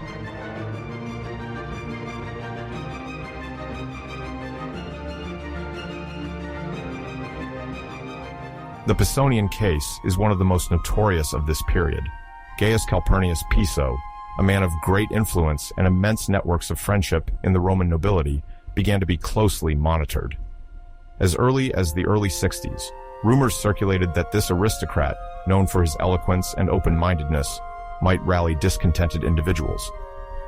Although there was no concrete talk of a conspiracy in 62, suspicion grew around anyone possessing significant social influence. Informants, those gaining money or influence by denouncing potential plots against the emperor, became an essential mechanism of imperial politics. Many hastened to accuse Piso of harboring ambitions beyond his simple senatorial career. Hostilities would intensify later, but the year 62 already marked the beginning of constant surveillance from which he would never recover.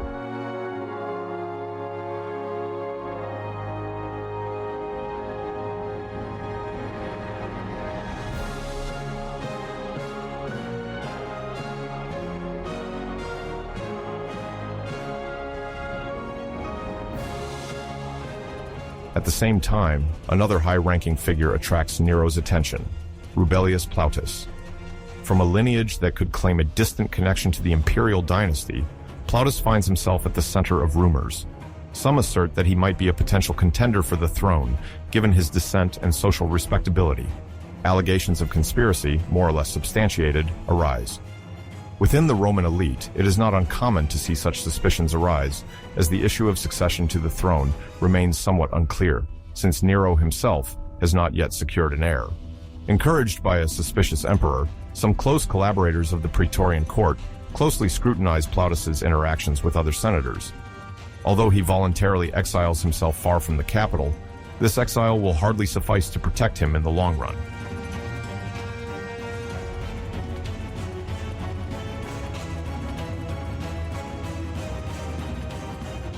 This proliferation of accusations, known as a wave of denunciations, is facilitated by the anxious climate prevailing among the upper classes. Every senator, every knight, even every influential citizen, fears being denounced for conspiracy or intended treason. The Pisan and Plautus affairs are just the tip of the iceberg. They clearly signal that the emperor is ready to strike, sometimes preemptively, to neutralize any opposition. With the withdrawal of more moderate figures, Burrus, the prefect of the Praetorium until then, likely dies in February 62, and Seneca distances himself from public affairs. Nothing restrains Nero's repressive zeal. The atmosphere becomes bleak, and the Senate, a traditional pillar of a certain political balance, sees its members disappear one after the other or be compelled to the strictest obedience.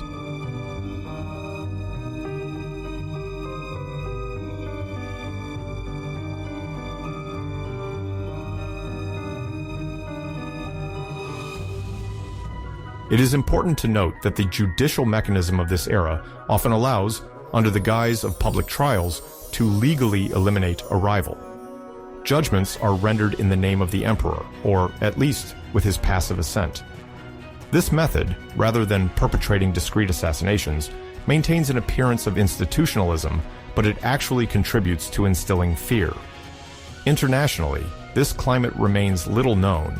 In the provinces of the Roman Empire, the population mainly pays attention to the offers of spectacles and grain supplies, not always grasping the power struggles occurring at the top.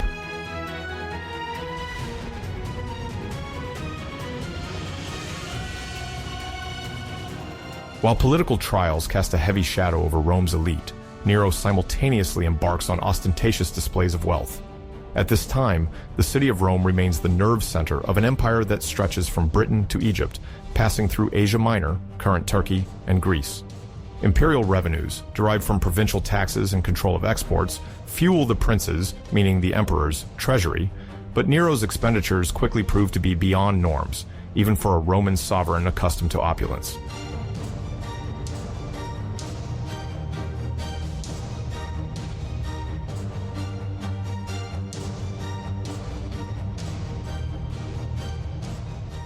Among the most astonishing projects is the idea of digging a canal through the Isthmus of Corinth in Greece. This narrow strip of land separates the Gulf of Corinth and the Aegean Sea and represents, for maritime trade, an obstacle since antiquity. Navigators then have to make a long detour or transport goods by land along the isthmus. Nero, inspired by a previous aborted project of the tyrant Periander of Corinth, wishes to prove to the Greek community that he is not only a champion of the arts, but also a builder of international dimension. The late Seleucus I, founder of several cities in the Near East, or the pharaoh Sesostris in the Egyptian tradition, had already outlined projects to connect waterways. For Nero, completing a maritime passage at Corinth would constitute an unprecedented technical feat. It is reported that he sends engineers and legionaries on site to begin the initial works. However, the scale of the project, the difficulty of the rocky soil, and the complexity of such an excavation, combined with the gradually deteriorating political situation, mean that the project will never be completed during his reign. It will not be finished until centuries later, in modern times. Nonetheless, the initiative and the sums invested demonstrate the measure of Nero's imperial ambitions and reinforce his image as a megalomaniac patron.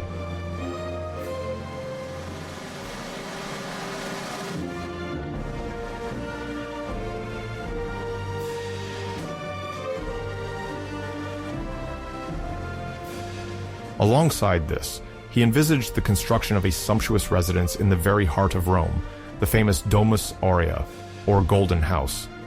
After the Fire of 64, this project would fully develop, but the initial ideas and sketches likely date from the period 62-64.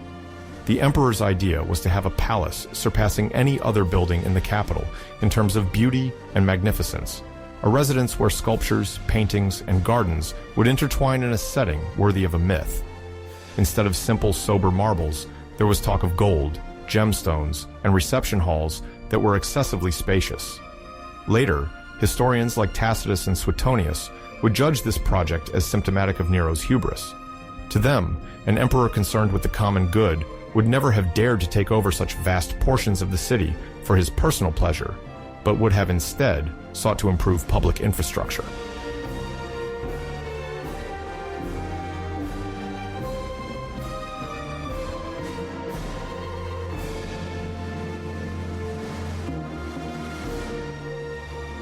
These lavish expenses did not only consist of construction works.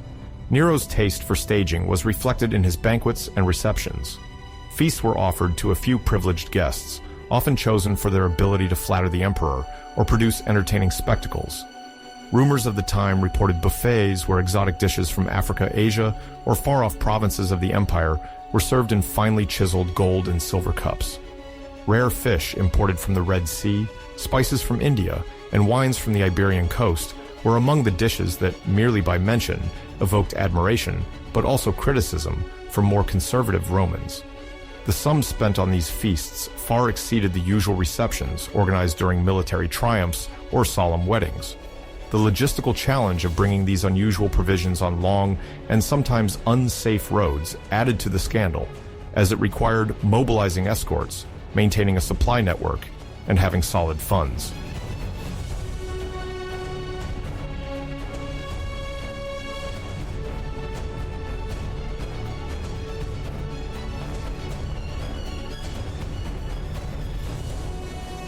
At that time, the imperial currency, the silver denarius and the bronze sesterce, was already widely circulated thanks to the Pax Romana, the Roman peace, which facilitated trade.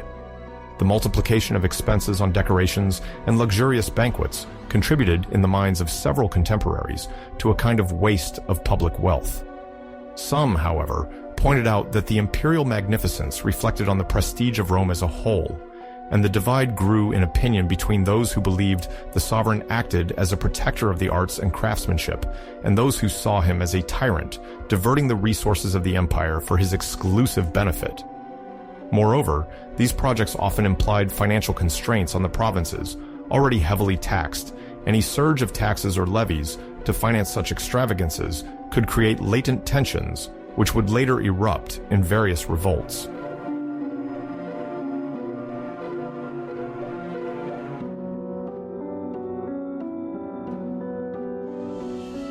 It must be remembered that in Rome, the Republican tradition had valued modesty and simplicity in public life, at least in appearance. Many Romans from the old aristocracy therefore looked critically at their emperor's attitude, perceiving in his desire to shine like a solitary star the abandonment of a millennial moral heritage. Beyond moral judgment, the people remained more sensitive to the distribution of games, shows, and subsidies. As long as Nero continued to subsidize entertainments and pour out wine during festivals, he maintained a certain level of popularity. At least, that was the case initially before the financial structure began to show signs of weakness, generating new concerns.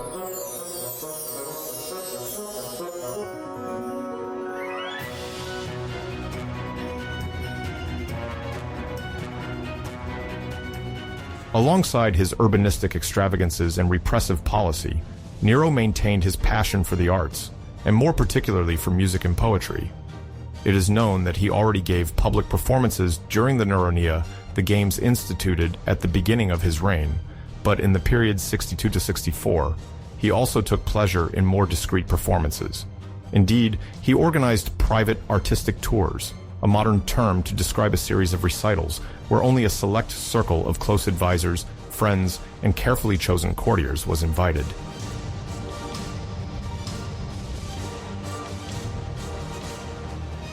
During these evenings, Nero performs on a small stage or in the courtyard of a luxurious palace, accompanied by professional musicians.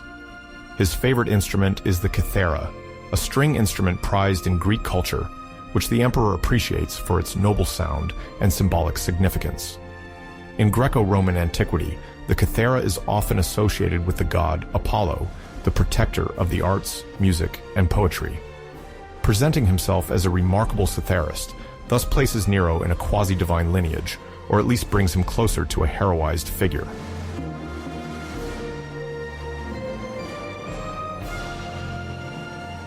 Few direct testimonies survive regarding the actual quality of his musical skills, but sources report that he practiced ardently and rehearsed for long periods, demanding advanced instruction from his teachers.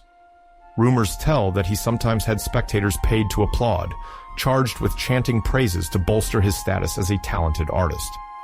Many guests, whether sincere or not, left these concerts extolling the accuracy of his voice and the finesse of his instrumental play.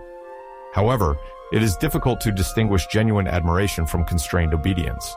In the imperial entourage, few dared to criticize the performance of an emperor seeking cultural glory for fear of being accused of disloyalty, or, worse yet, conspiracy.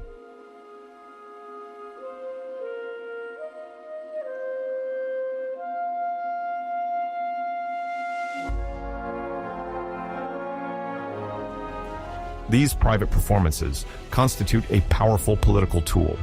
Besides satisfying Nero's thirst for recognition, they allow him to carefully select guests and discern who is truly favorable to him. In the closed and intimate space, the performance hall becomes a stage where the emperor can observe everyone's reactions.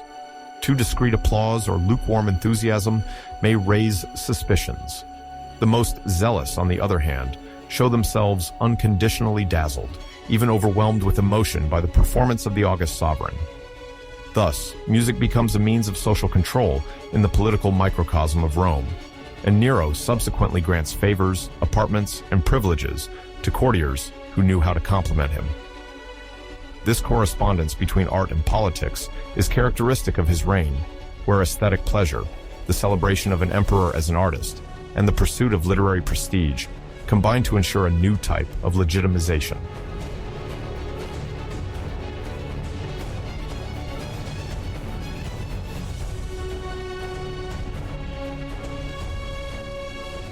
Moreover, the emperor, fascinated by Greece and eager to prove his symbolic affiliation with Hellenistic culture, adapts his musical repertoire to mythological themes related to Apollo, Dionysus, or other deities sung in epic tales.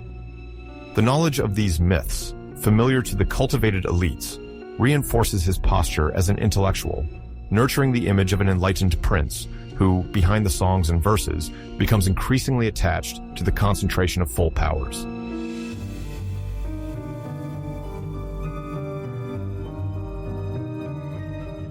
While this type of performance remains little known abroad, where people are largely unaware of the artist's garb worn by the emperor, it sometimes shocks traditional Romans who find it unworthy or even humiliating to see an emperor behaving like a mere musician seeking applause. In the conservative Roman mentality, the dignity of a head of state manifests in his role as an arbiter of great political debates and a guarantor of justice, not in the public or semi-public demonstration of vocal performances. But Nero's particular taste for stage expression is so strong that he does not desist, despite timid opposition.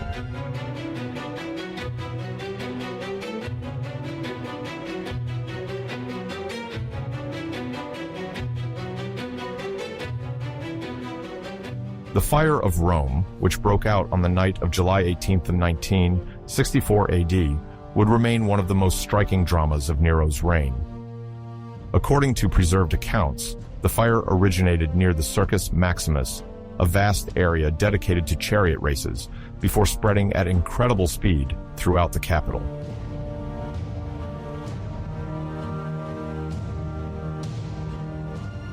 At the time, Rome had 14 administrative regions, of which 10 were affected by the fire, according to the historian Tacitus.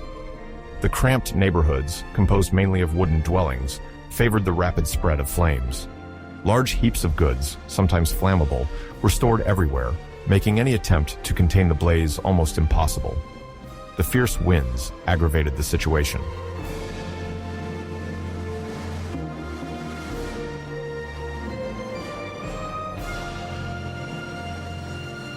Suetonius, Gaius Suetonius Tranquillus, biographer of the emperors, offers a more anecdotal account, sometimes mentioning general confusion, even a lack of organization in fighting the flames.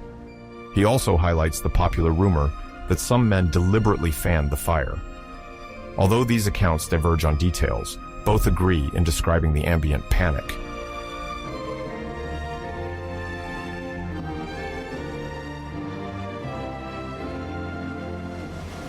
In total, nearly a week passed before the fire was brought under control. Several major buildings, including temples and meeting places, were destroyed or severely damaged. The residents of these devastated areas were left homeless, stripped of their belongings. Later assessments established the colossal scale of the losses, not only material, but also human.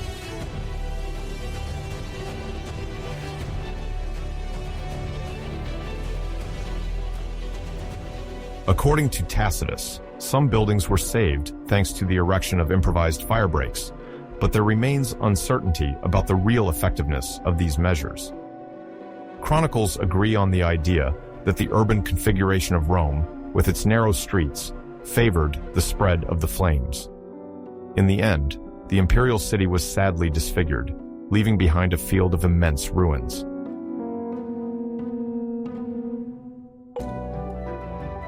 Faced with this tragic situation, Emperor Nero took emergency measures to try to help the population. According to several sources, he left his residence in Antium to return immediately to Rome.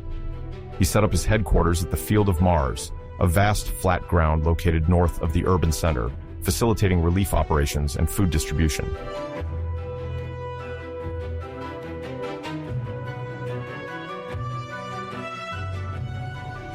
The available troops, notably the Praetorian Guard, were mobilized to maintain order and help control the various fires. The Field of Mars also served as a gathering point for refugees. At this stage, the priority was to provide the affected inhabitants with water, food, and blankets. Nero ordered the opening of imperial stocks to alleviate the general suffering.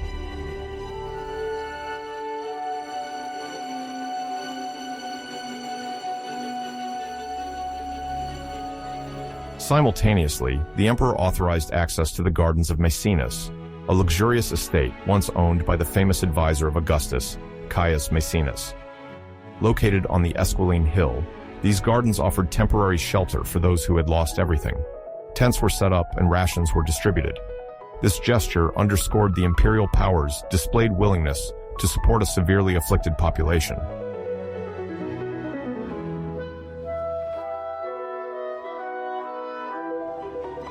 Historians note that, despite the severity of the situation, these relief efforts sometimes remained limited in the face of the extent of the destruction.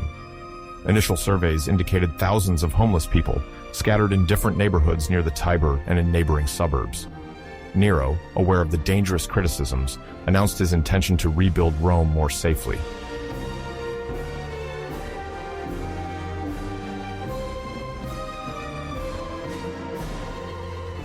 Yet, as the city organized itself to deal with the aftermath of the fire, the population began to point fingers at the sometimes chaotic management of the relief efforts. Social tensions soon fueled more serious suspicions, despite the humanitarian gestures displayed by the emperor. In the minds of many Romans, the flames remained synonymous with desolation and mistrust, even anger.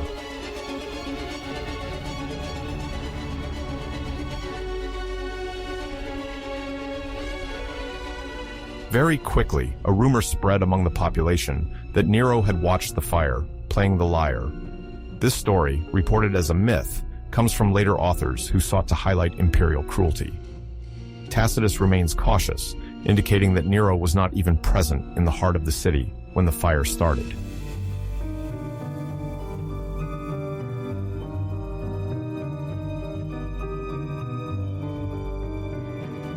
Many interpretations see in this account a will to blacken the emperor's image. Rome was then a superstitious city, and the idea that a leader could watch impassively as the fire raged fueled popular indignation. Some historians suggest that this fable might have also served to conceal other political responsibilities. 10 or 20 years later, the anecdote still fed satirical tales.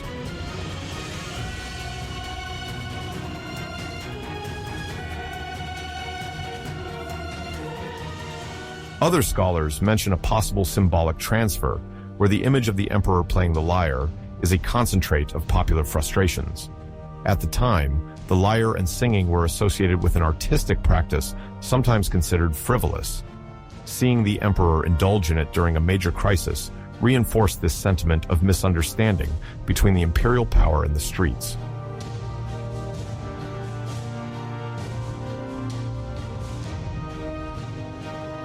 It remains difficult to determine if Nero recited verses on the fall of Troy in the face of the flames, as he was accused.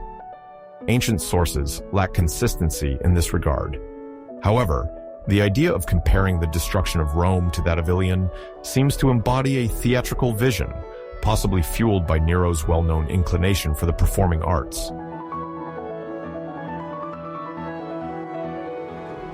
Whatever the case, the popular version of Nero playing the lyre remains entrenched in the collective imagination, serving as an example of a ruler disconnected from reality. This iconic story contributed to shaping the dark legend of the character. Over the centuries, it would regularly reappear in Western literature, presenting Nero as the emperor indifferent to the suffering of his people.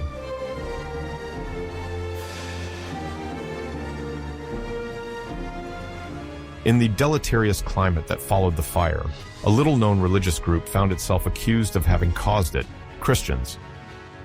For many Romans, this monotheistic sect that appeared in Judea remained enigmatic and sometimes suspected of practicing strange rites. Nero seized this opportunity to divert the suspicions weighing on him, identifying Christians as scapegoats.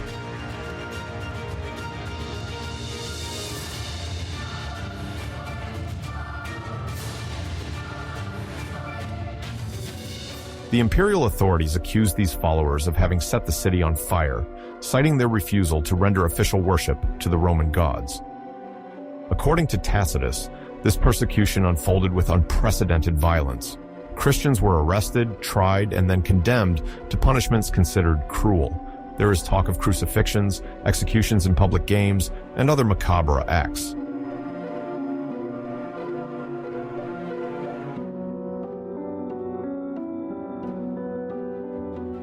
Christian tradition associates this period with the martyrdom of the apostles Peter and Paul. Peter is said to have been crucified upside down in the Circus Vaticanus, located at what is now the Vatican, while Paul, a Roman citizen, was beheaded. These stories remain deeply rooted in religious heritage and explain the symbolic importance of these places for Christianity.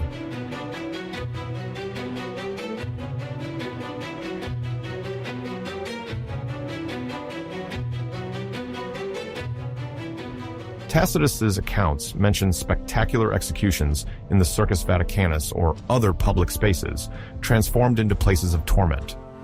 Christians, considered responsible for the disaster, were thus exposed to popular vindictiveness. Many Romans saw it as a just divine punishment, while other, more lenient circles were already questioning the fairness of these hasty accusations.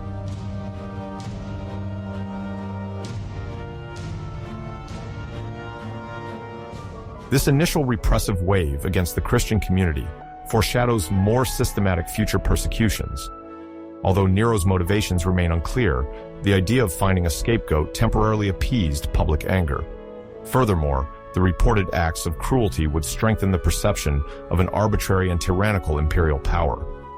In the long run, the emperor's image would be tarnished.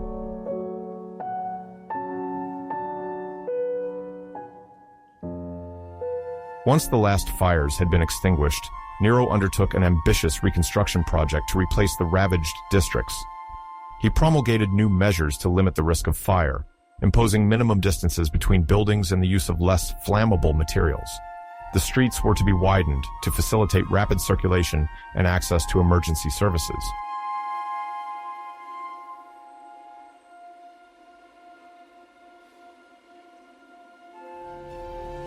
The plans for the new Rome aimed to showcase imperial grandeur, reflecting Nero's desire to present himself as a benefactor after the catastrophe. Straighter streets, wide avenues, and buildings inspired by Greek architecture appeared. This urban reorganization was intended to relieve tensions by giving an impression of order and opulence.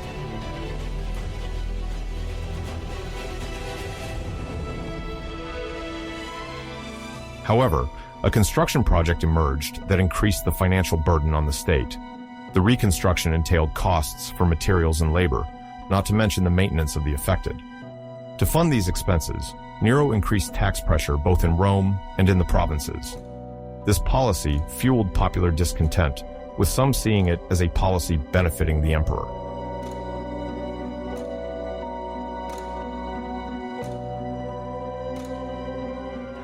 Besides restructuring the city, Nero launched the idea of a new palace, the Domus Aurea, or Golden House. Imagined on the site of the ruins, this imperial residence was to embody unprecedented luxury, including gardens, sumptuous halls, and even an ornamental lake. Critics claimed that the sovereign was taking advantage of the tragedy to build his personal dream.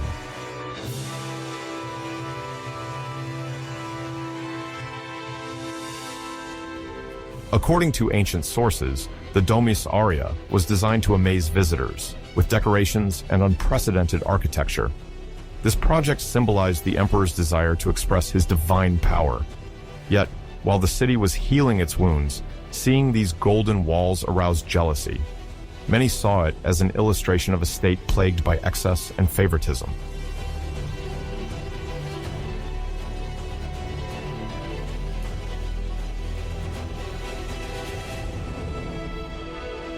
We are in the year 65 AD. The Roman Empire, governed with an increasingly authoritarian hand by Nero, has been experiencing a succession of economic, social, and political tensions for some time. The Senate, once a prestigious body of the Republic, is gradually relegated to the rank of a figurehead in political life. Nero, who has strengthened his personal power over the years, does not hesitate to appoint and reward artists and courtiers according to their flattery, fueling the frustration and jealousy of part of the senatorial aristocracy. In this context, the gap between the emperor and the great Roman families continues to widen.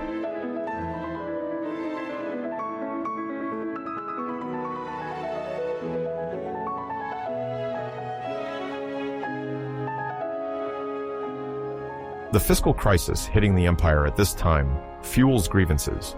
Since the beginning of his reign, Nero has engaged in lavish spending on vast architectural projects and significant public spectacles intended to bolster his popularity. Many senators feel aggrieved by these expenses that weigh on the public treasury, especially because they contribute, through direct and indirect taxes, to financing the imperial extravagance. The feeling of injustice grows among those who, in the shadows, bear the financial consequences of Nero's prodigality, while no longer being consulted on the conduct of state affairs.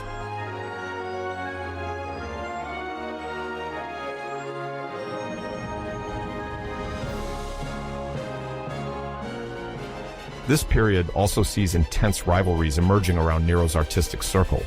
The emperor, passionate about music, singing, and poetry, surrounds himself with a coterie of poets, musicians, and actors whom he supports generously.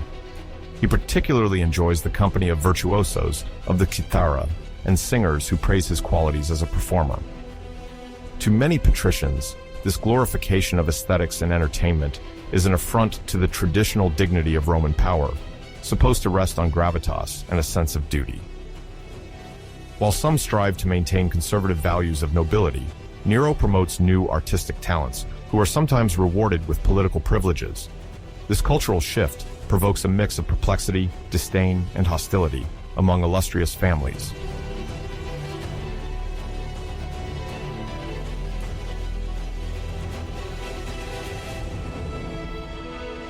Amid these growing tensions stands the figure of Gaius Calpurnius Piso, a high-ranking senator known for his wealth, generosity, and oratory skills. In Rome, Piso enjoys notable popularity among the elites and even among certain literate citizens, appreciative of his rhetorical talents. His public virtues stand in stark contrast to the image of Nero, increasingly discredited for his excessive inclinations and, according to some, his nonchalance in managing the empire. Unwilling to submit to the authority of an emperor he considers irresponsible and more of an artist than a ruler, Piso eventually becomes the crystallization of hopes for numerous opponents eager to establish a government more in line with Roman traditions.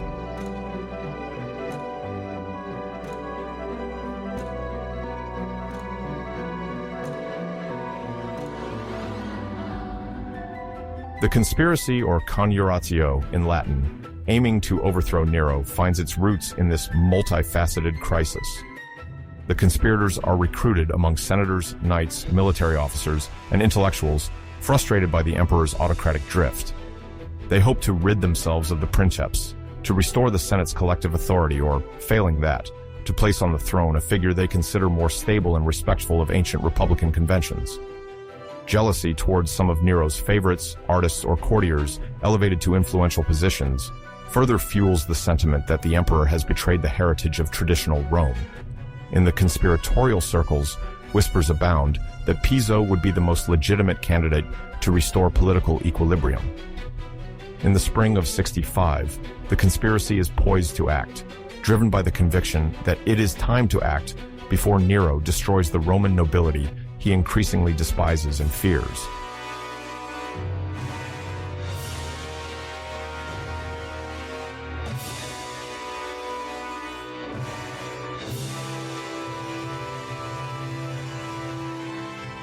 The conspiracy, now in motion, prepares in utmost secrecy. The conspirators plan to assassinate Nero during a public event where he is to perform, perhaps a spectacle in which the emperor wishes to participate to showcase his acting and musical talents. One key figure in this plan is named Flavius Scaevenus, a member of a senatorial family. He holds the weapon intended for the assassination, a carefully sharpened dagger reserved for this fatal gesture. His role theoretically consists of striking the emperor during the ceremony, while other conspirators will ensure his escape or take the floor to legitimize the coup.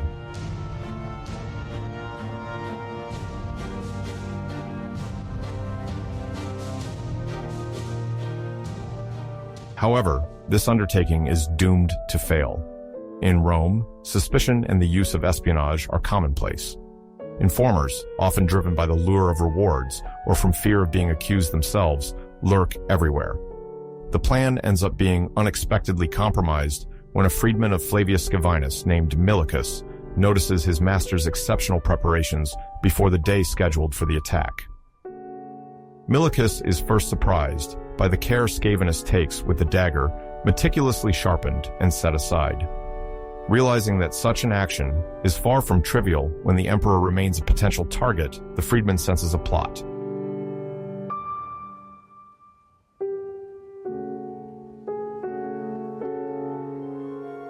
Fearing for his own life, or hoping to gain Nero's favor, Milicus decides to approach the imperial authorities.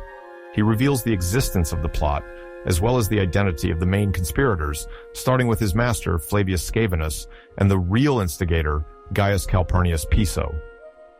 In an instant, all the conspirators' plans are exposed to light.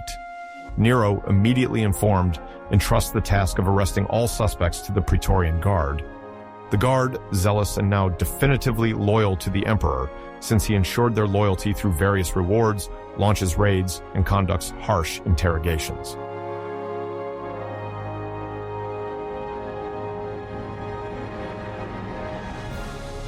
A terrible and rigorous repression then descends upon Rome. The conspirators, along with those closely or remotely associated with them, are forced to confess. They are interrogated, sometimes under torture, and many are sentenced to death.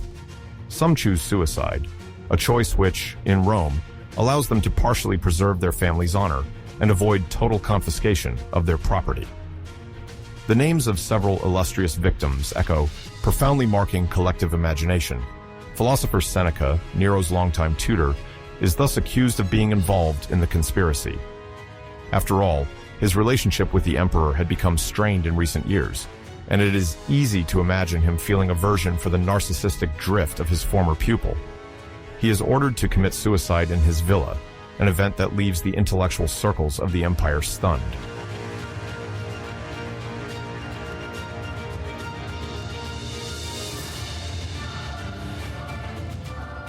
The poet Lucan, Seneca's nephew, is also implicated.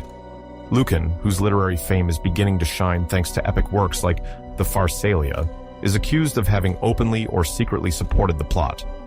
During his interrogation, he gives in, perhaps under the effect of torture, and confesses.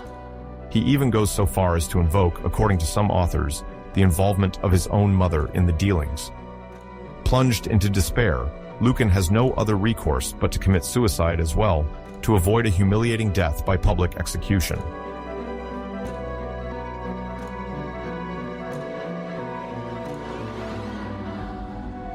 Among the famous minds whose fates are shattered by this foiled conspiracy, Petronius is also counted. Known as an arbiter of elegance, a man of taste with access to the emperor's privileged circle, Petronius had considerable influence in Nero's entourage. According to some sources, his refinement and lifestyle made him an ambiguous figure, sometimes coveted, sometimes feared in court intrigues. Nicknamed Petronius the Arbiter, he is attributed with the authorship of the Satyricon. Whether truly involved in the Pisonian conspiracy or merely suspected, he does not escape the same fate. Accused and driven to a tragic end, he ends his life by slashing his veins in a famous scene marked by a curious serenity.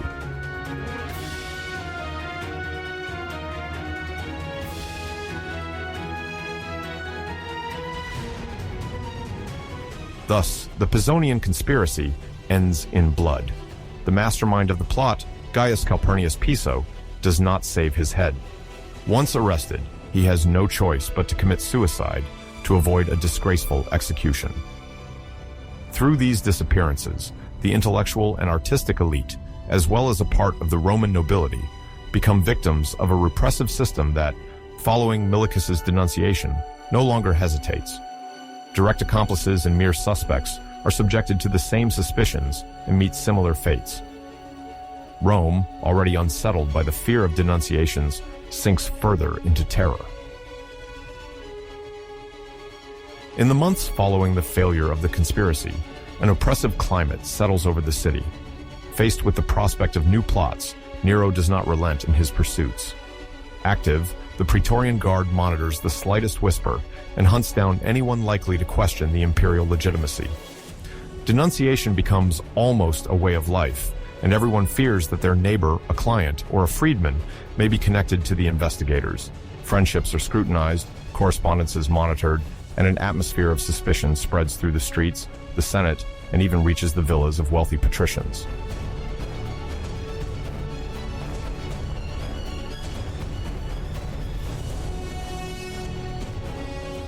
Among the most notable measures of this period are the decrees of damnatio memoriae.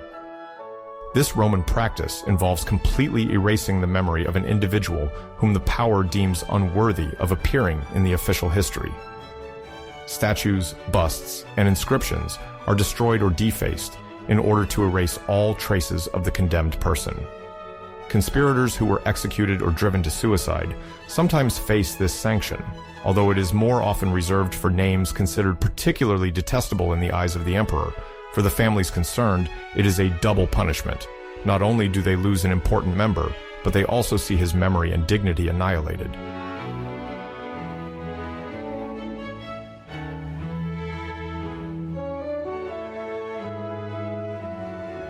At the same time, Nero proceeds with vast confiscations of property. Officially, it is to punish traitors and to reclaim for the imperial treasury the financial resources amassed by families guilty of sedition. But in the eyes of many, these confiscations primarily serve to fill the emperor's coffers and replenish a public treasury strained by past excesses and by the need to reward the Praetorian Guard for its loyalty. The confiscated lands, dwellings, and riches are sometimes redistributed to Nero's supporters or used to finance new architectural projects. This windfall eventually deepens the resentment within the aristocracy, which sees in these dispossessions an intention to break any potential stronghold of resistance.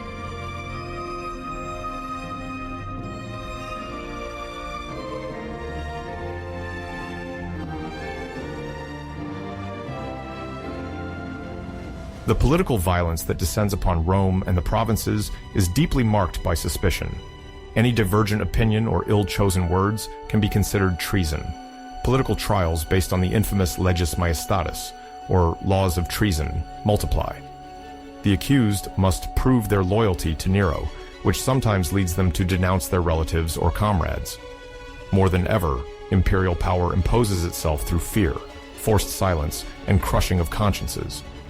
The events related to the Pisonian conspiracy serve as a prime example of the fate reserved for those who dare to take up arms or speak out against the sovereign.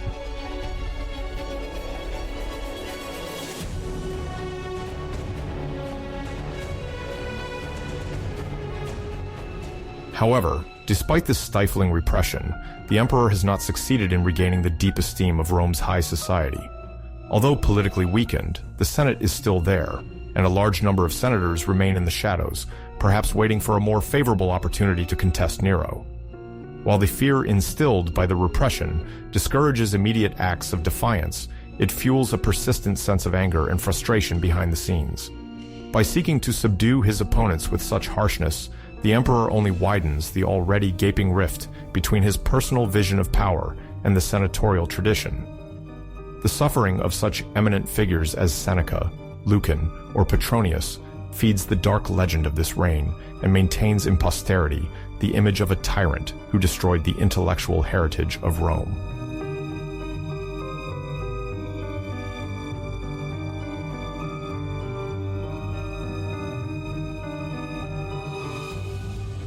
The Pisonian conspiracy thus failed, but it leaves behind a ravaged political and moral landscape. The elites, because they attempted to rise against Nero, have seen their ranks decimated. Artists and thinkers, suspected of having instilled a critical spirit or simply encouraged the conspirators, withdraw into silence, sometimes resigned, sometimes furious. In the years that follow, repression and suspicion will continue to weigh on public life, giving Rome the appearance of a city gnawed by the fear of a misinterpreted word. If the emperor manages to remain on the throne for a little longer, the deep crack between him and the senatorial class will only grow larger, inevitably precipitating further acts of resistance or rebellion.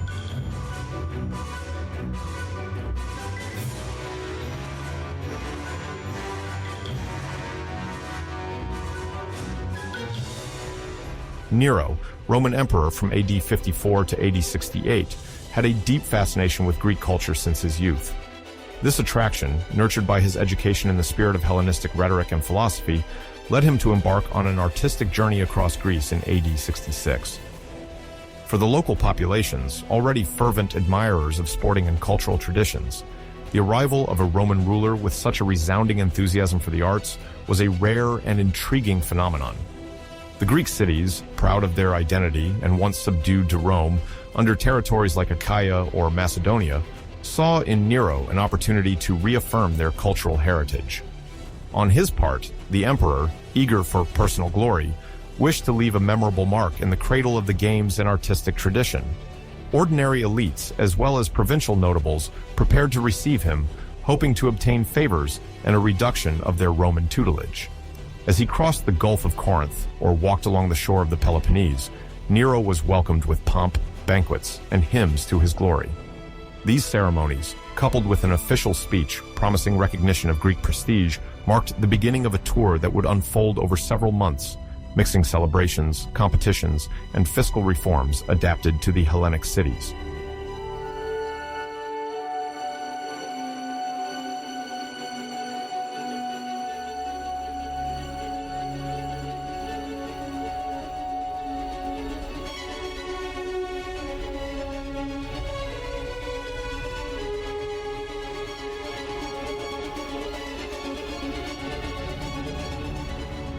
The highlight of this journey was Nero's participation in competitions held in various Pan-Hellenic sanctuaries, a periphery of a long-standing tradition where sporting events, musical contests, and poetic declamations mixed. One of the most prestigious events took place in Olympia, a city located in the region of Elis, famous for housing the sanctuary of Zeus.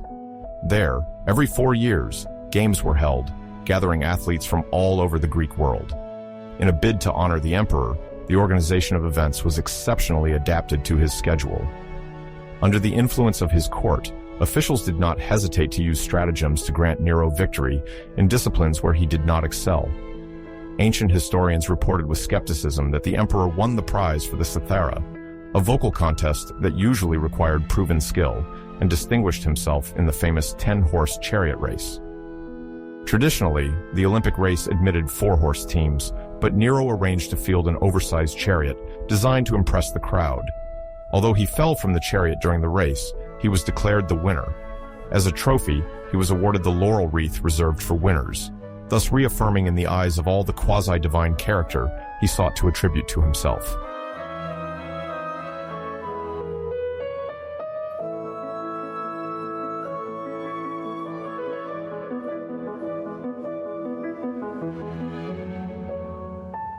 These official triumphs, the sincerity of which was often contested by ancient authors, reflect how Nero imposed his public image.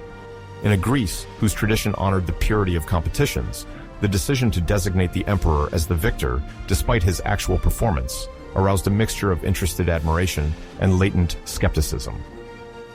For a modern international observer, it is crucial to understand that Hellenic officials greatly depended on Rome's favors for economic and political resources.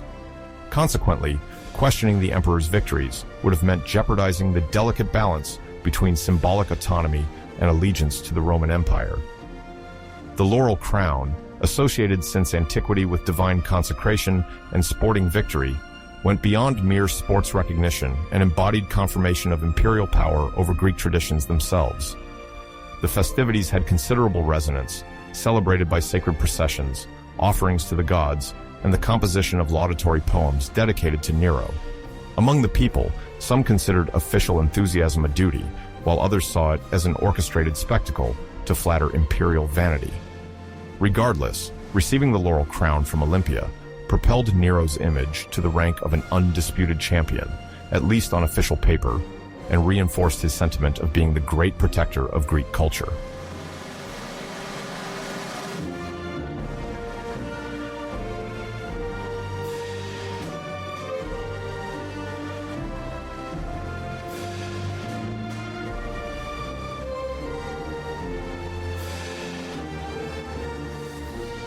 In the wake of his athletic adventures, Nero announced a striking measure, a partial or total liberation of certain Greek cities from the obligation to pay taxes to Rome. The Greeks, since ancient times, had endured various dominations and longed for a status of freedom, once granted by some Roman generals such as Titus Quinctius Flamininus, who had proclaimed the independence of several cities after the defeat of the Macedonian kingdom in 196 BC. Under Nero's reign, this reiteration of a symbolic gesture of imperial compassion appeared as an act of generosity aimed at establishing mutual esteem between the emperor and the Greek people. However, Nero's precise motivations remained complex. On the one hand, he undoubtedly sought to buy the necessary popularity to establish his authority over the region. On the other hand, he hoped to erect himself as an enlightened protector of the Hellenic cities, thus reinforcing his image as a philosopher and artist emperor. For these communities, the news meant a reduction in financial burdens and the hope of an economic resurgence. The remission of taxes, even partial, offered local governments the possibility to finance more public works or to upgrade their aging infrastructures.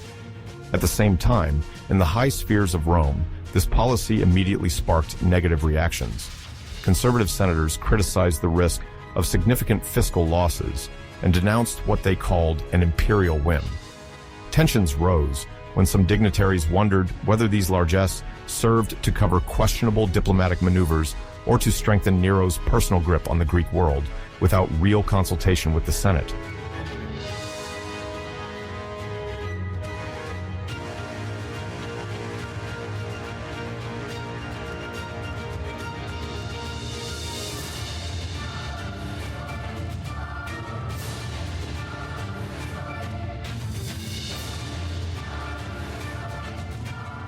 For the Greek populations, the abolition of certain taxes presented a tangible relief. For several decades, the cities of the province of Achaia, for example, had borne tributes that heavily burdened their finances. Unlike the triumphant Rome at the end of the Republic, which imposed its law without too many concessions, Nero now tried to stir local enthusiasm with lenient fiscal measures. Merchants and small farmers, often driven to the brink by debts, welcomed these announcements with joy, seeing them as an opportunity to increase their trade and prosperity. In the streets of Athens, Corinth, or Ephesus, although the latter is located in Asia Minor, but remains a cultural center with strong ties to Greek traditions, a feeling of admiration emerged towards an emperor who seemed to act as a protector rather than a conqueror. However, among some Greek intellectuals, there were also questions about the sustainability of these decisions, often made in the excitement of the moment, and the risk of seeing these privileges revoked under a future reign. The Roman aristocratic classes, for their part, sometimes considered these fiscal graces as a populist and costly gesture for the empire. According to some testimonies, Nero was accused of squandering on spectacles and tax liberations, weakening the economic stability of the public treasury. These remarks reflect the very real tension between the emperor's desire to appear magnanimous and the pragmatic requirements of a colossal administration that had to take into account the overall balance of the Roman provinces.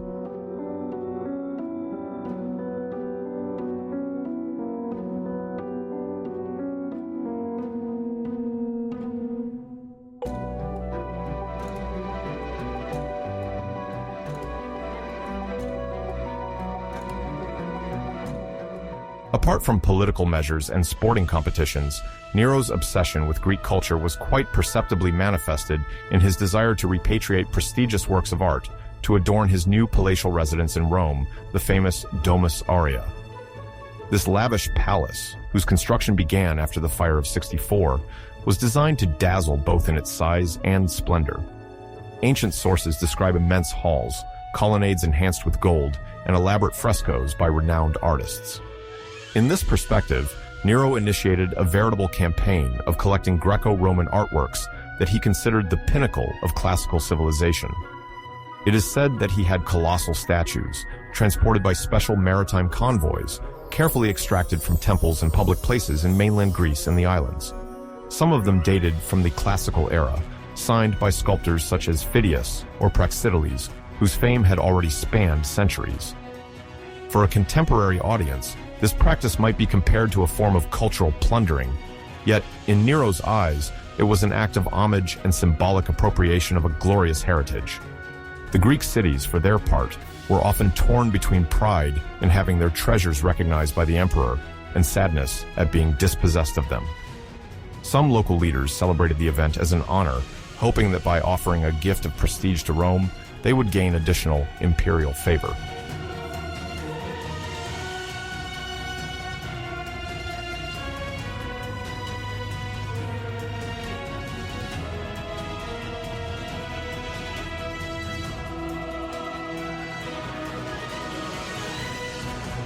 During the year 67 AD, the Roman Emperor Nero faced a delicate economic situation that worsened over the months. The vast projects he initiated to restore and embellish Rome, particularly the construction of his gigantic palace known as the Domus Aurea, literally the Golden House, along with various infrastructure projects aimed at enhancing his prestige, required substantial funding. To support these projects, Nero had the Senate, effectively under his tight control, vote for a substantial increase in taxes throughout the empire. This decision, perceived by some as a means to support the emperor's personal ambition rather than serve the common good, provoked deep discontent among the provincial populations and raised concerns among the Roman ruling elite.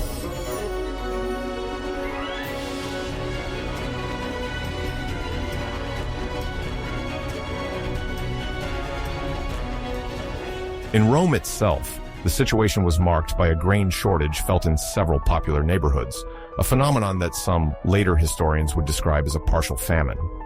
The shortage likely did not affect all layers of the population equally, as the wealthier had the means to store and speculate on food supplies. However, for many city dwellers, the difficulty in obtaining wheat at an affordable price was acutely felt and fueled a climate of general dissatisfaction.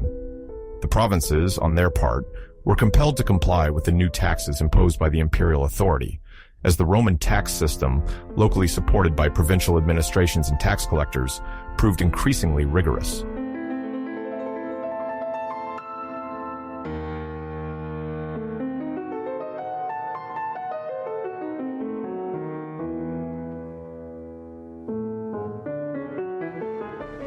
The Gallic countryside, which had long participated in supplying Rome with agricultural products, also experienced increasing pressure.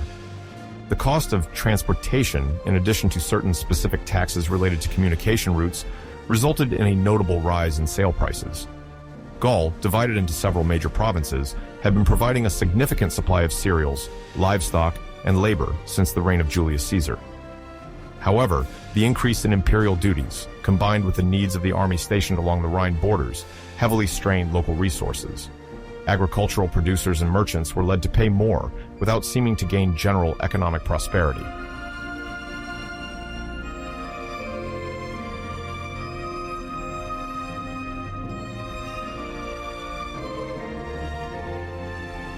Moreover, public spending accumulation was not limited to Rome. Nero continued to invest in his artistic tours, sometimes costly entertainments, as well as in maintaining garrisons at the empire's borders to bolster his image as a protector of the borders. The imperial military apparatus, crucial for Roman security and stability, demanded considerable sums for salary, materials, and logistics. In fact, maintaining the loyalty of the legions with occasional bonuses and salary revaluations remained a priority. The provinces, which provided the majority of fiscal revenues, thus bore the brunt of this expansive budgetary policy.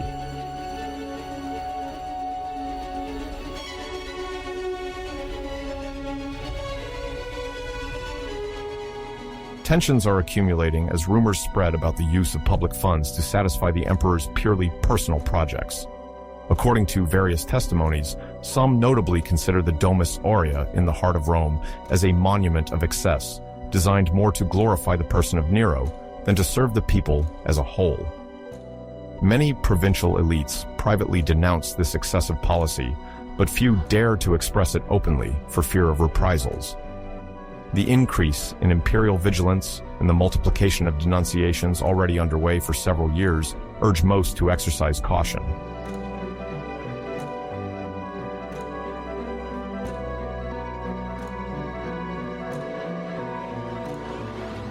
Therefore, in this climate steeped in economic uncertainties and social grievances, the idea that a change is necessary at the head of the empire is maturing in some provinces. Criticism of Nero's fiscal management rapidly crystallizes among those who directly suffer its effects. This situation, which only exacerbates internal imbalances, will form the ideal breeding ground for the sudden emergence of an unexpected revolt in Gaul.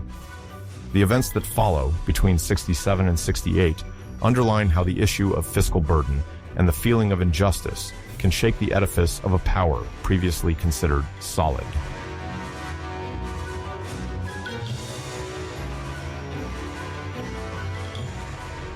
At the beginning of the year 68, tension reaches a decisive level when Caius Julius Vindex, governor of Gallia Lugdunensis, also known as the Lyonesian Gaul, decides to call for the overthrow of Nero. Vindex, whose name is connected to a noble Gallic family that obtained Roman citizenship several generations earlier, enjoys an impressive status in the eyes of the local population. Having been governor for some time, he has observed how the increase in taxation weighs on the cities and countryside under his authority. His Gallic origins, although Romanized, allow him to understand the particular grievances of his subjects who consider themselves exploited by a distant emperor surrounded by an opulent court and blind to regional realities.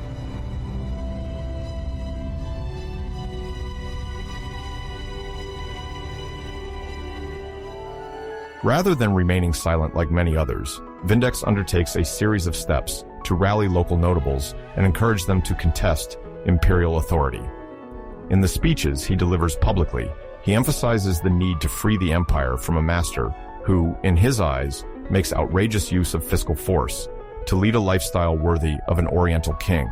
He stigmatizes the Domus Aurea and the sumptuous spectacles offered by Nero, accusing the latter of diverting the economy for his whims alone. The utopia of some Gallic circles, which believed it possible to restore a fairer order closer to local realities, seems to gain new credibility when Vindex takes the lead of what he hopes will be a vast protest movement.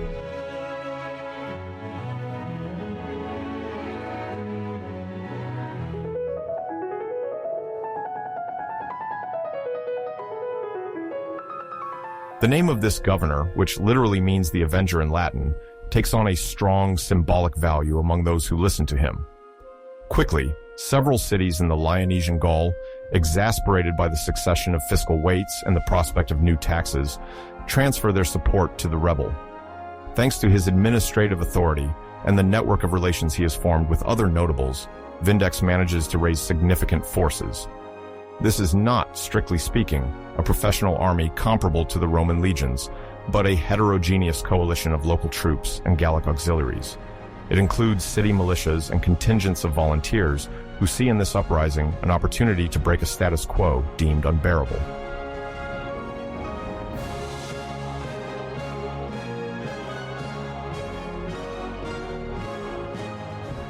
However, Vindex does not intend to present himself as emperor. Aware of the complexity of Roman order and the fact that the Senate could play a determining role in recognizing the next princeps, he prefers to position himself as a defender of everyone's freedom against tyranny. The first acts of his rebellion consist of suspending tax collection in the areas under his control and announcing a willingness to negotiate with neighboring governors. Vindex knows that the movement will need to quickly gain momentum to survive, as Rome might dispatch experienced legions to suppress what it considers treason.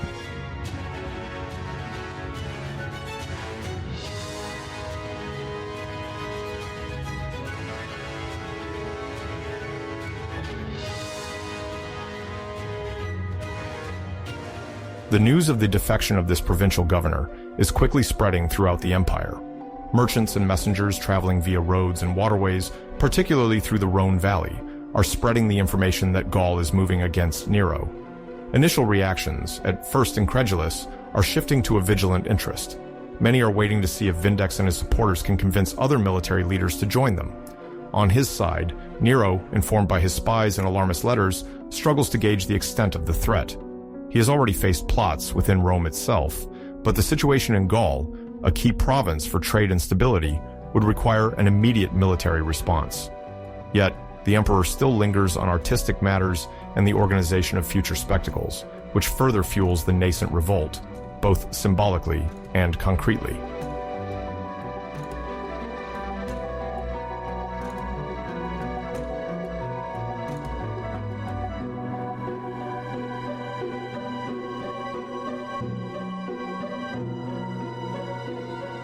As Caius Julius Vindex tries to consolidate his uprising, another major element comes into play: the alliance of a particularly respected general and governor, Servius Sulpicius Galba.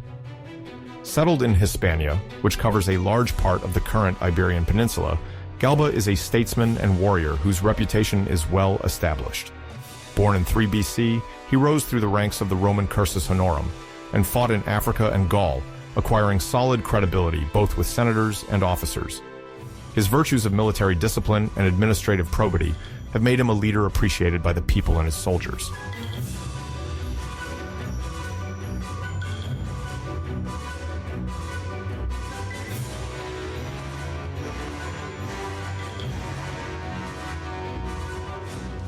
Galba, governor of Hispania Tarraconensis, one of the major administrative divisions of the province, begins negotiations with Vindex, probably at the start of 68.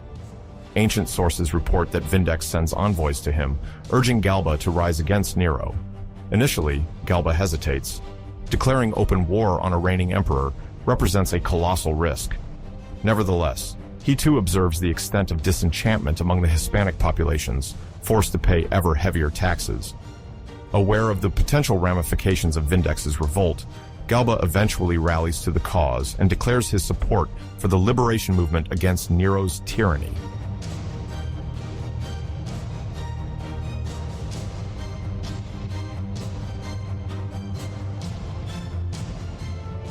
His commitment is decisive.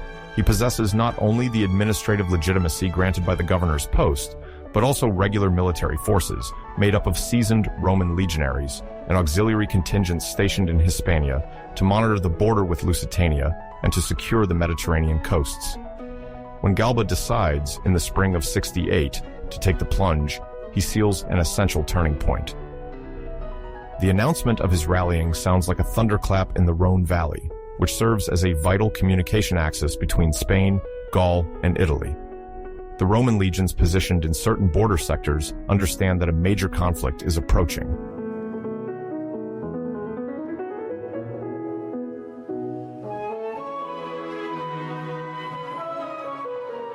Indeed, several army units stationed in Gaul or adjacent provinces begin to assess their allegiances.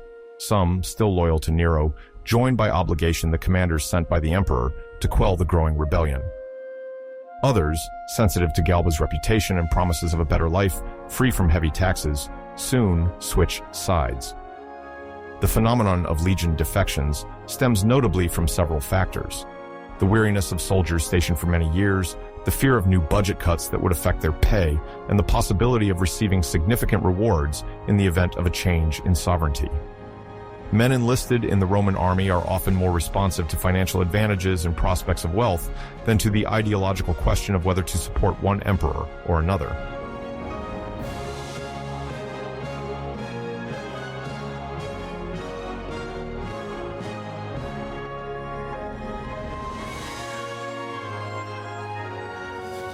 Meanwhile, Galba is leading a skillful diplomatic campaign to expand his influence.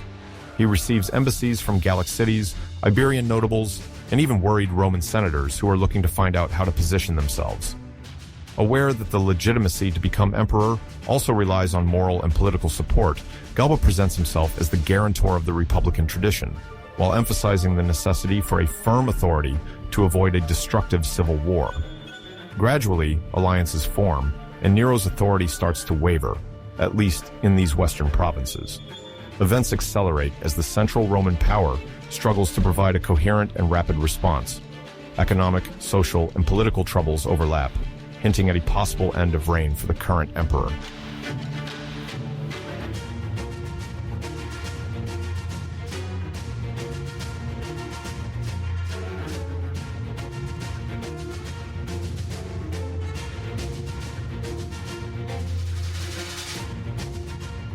Faced with echoes of the revolt in Gaul and Galba's alliance in Hispania, Nero finds himself increasingly isolated.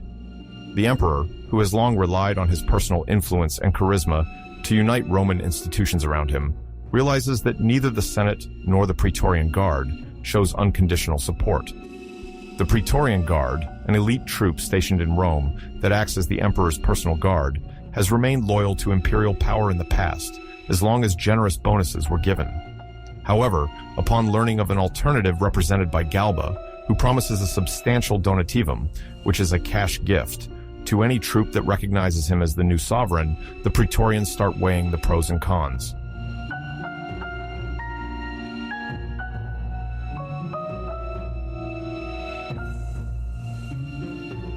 In the Senate, a number of influential families have already harbored serious reservations about Nero's policies for several years. The extravagant expenses, the sidelining of respected advisors, and the numerous accusations of plots leading to exiles and executions have created deep unease among the Roman aristocracy. Now, the prospect of change, even if violent, might appear as a relief for those who fear becoming the emperor's next target.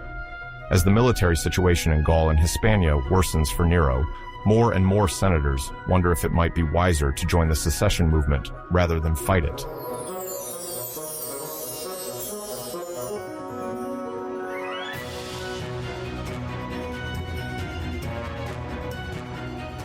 Nero, on his part, seems to ignore or downplay the urgency.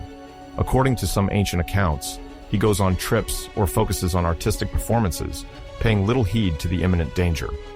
He appears convinced that his power is still robust enough to crush the uprising attempt.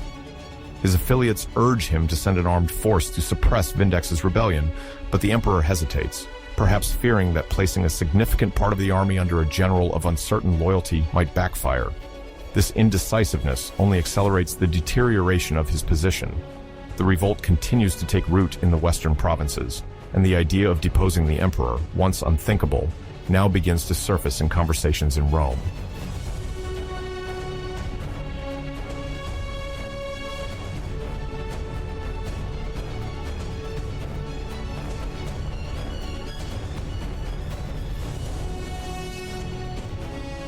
At the imperial court, Nero's supporters attempt to reassure him, remaining blind to the militant growth in Gaul and Hispania. But the increasing acts of defiance, such as the halting of fiscal revenues from certain cities, constitute an alarm signal that can no longer be ignored. Intelligence officers report alarming details on Galba's military preparations, leading to increasingly heated discussions within the emperor's close circles. Nero's hopes rest on the idea of a swift victory against Vindex. If he manages to quell the Gallic Revolution, he could then turn his forces against Galba. However, the popular support that the governor of Hispania seems to enjoy in certain Iberian regions and in Cisalpine Gaul calls this perspective into question.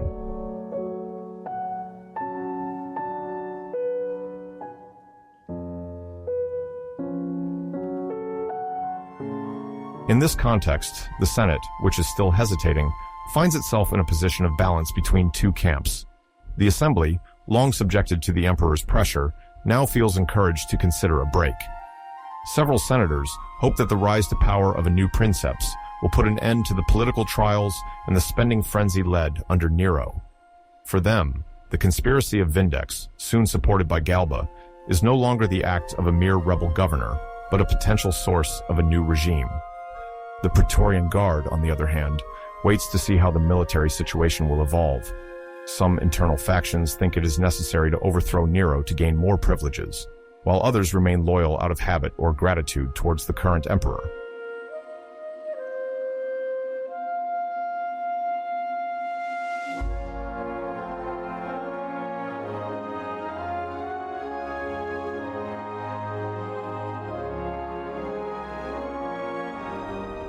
Nero's isolation finally becomes evident when the embassies sent to him no longer find interlocutors willing to negotiate. The provinces retreat into sedition, and legionnaires once loyal join the enemy ranks. The few generals who remained loyal are concerned about their own power being weakened. In the Roman Empire, losing the trust of one's troops often meant certain defeat. Historians report that during this time, the emperor continues to frequent theaters and artistic circles, sometimes performing on stage himself. As the news of these behaviors spreads, anger and incomprehension grow among those who believe he is abrogating his role as head of state and protector of the city.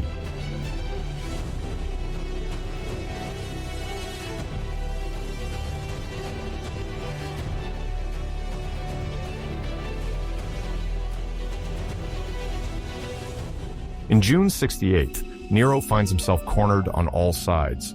The revolts fomented in Gaul by Caius Julius Vindex and the subsequent rallying of other provinces to Servius Sulpicius Galba in Hispania have significantly weakened his authority. The Senate, once more or less subject to imperial will, begins to side with the insurgents, seeing the emperor only as a source of fear and disorder. In the capital, the Praetorian Guard, a military force attached to the emperor's protection, becomes increasingly reluctant to support him. Galba, a respectable military figure and governor of the province of Hispania Tarraconensis, has promised the Praetorians significant rewards if they recognize him as the new emperor. The troops, motivated by the lure of gain and tired of Nero's antics, gradually turn against the sovereign. This reversal accelerates Nero's isolation, who quickly realizes he is no longer safe in his own palace.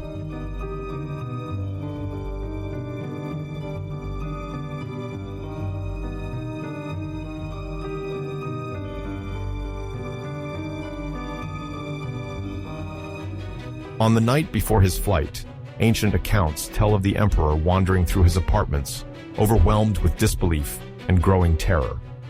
According to some sources, Tacitus notably, he sought omens or celestial signs that might allow him to believe in a miraculous reversal of the situation. But no good news reaches him, and the behavior of his entourage reveals an increasingly openly declared hostility.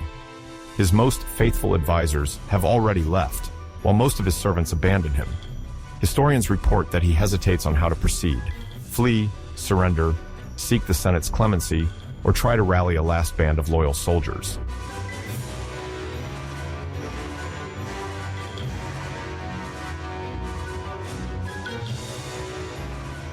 Finally, Nero opts to flee.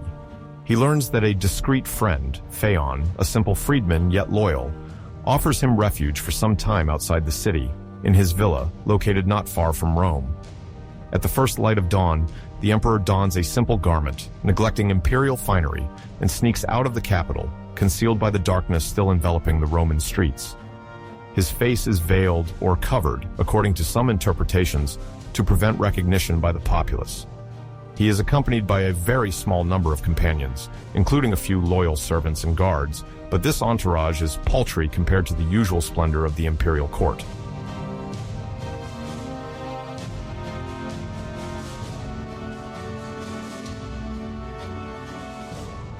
The journey to Phaon's villa is arduous and punctuated by incidents. It notably mentions Nero's horse falling, as well as moments of panic during which he believes he sees hostile figures lurking in the shadows.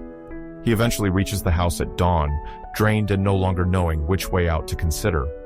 Ancient accounts, particularly that of Suetonius, report that he exclaims at this moment, "Qualis artifex perio," often translated as "what an artist dies in me." This phrase encapsulates all the emperor's bitterness, who saw himself not only as a betrayed ruler but especially as an unappreciated artistic talent. Above all, he dreaded not being able to continue his career as a singer, poet, and musician, which he had so prominently showcased, particularly during his artistic tours in Greece. His words echo then as the ultimate regret of a man who sees his tragic destiny taking shape before him, with no possibility of turning back.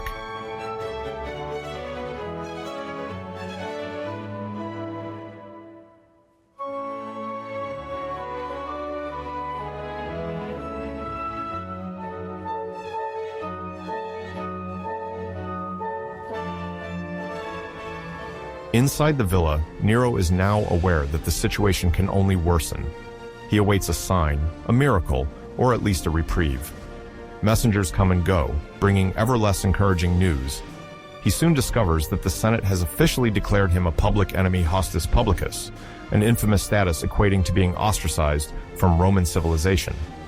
This decree exposes Nero to a dishonorable death. He risks being captured alive, chained, and displayed during a triumph, before perhaps being executed with cruelty. In Roman mentality, dying at the hands of one's enemies is considered one of the worst imaginable dishonors for an aristocrat or emperor.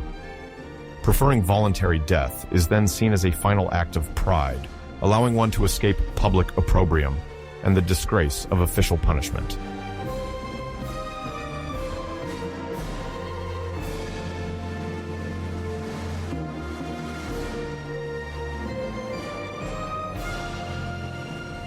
Facing the relentless advance of his enemies, Nero feels an unspeakable anguish. However, he lacks the courage to carry out the fatal act without assistance. Several accounts, including that of Tacitus, describe a trembling man, overcome by tears and lamentations, hesitating before the sword. Literary tradition insists on the panic terror that seizes him at the thought of the suffering and the darkness of death. Day after day, Nero had displayed an extreme theatrical sense in his government and in his public appearances. Now, on the most intimate stage of his existence, he finds himself without spectators to applaud him, and he is overwhelmed by solitude.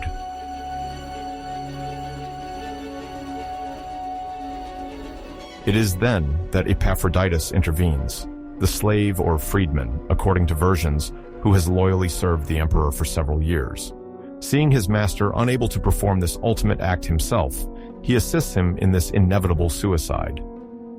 The sources slightly differ on the precise scene, but Suetonius and other later historians mention that Epaphroditus holds the sword or helps Nero keep the blade in the right position.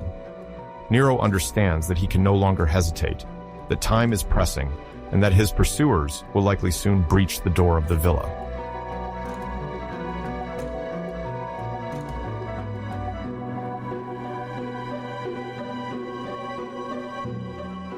As panic and shame engulf him, the emperor supposedly drives the blade into his throat, or sometimes into his chest, a gesture both hesitant and brutal.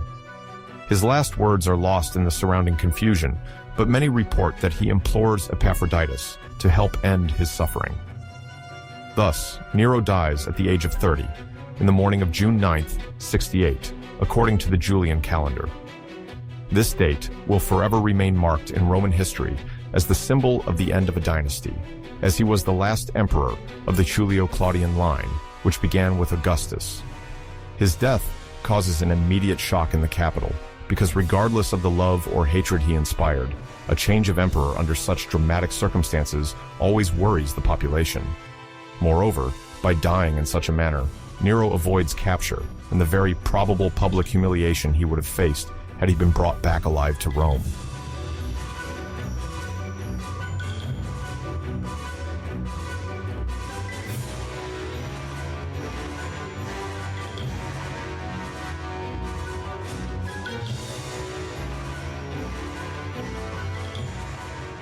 As soon as the news of Nero's suicide spreads, the city of Rome finds itself divided between relief and astonishment. The senators, who had voted for the emperor's dethronement and labeled him an enemy of the state, suddenly feel relieved of a tyrant feared for his impetuosity and cruelty.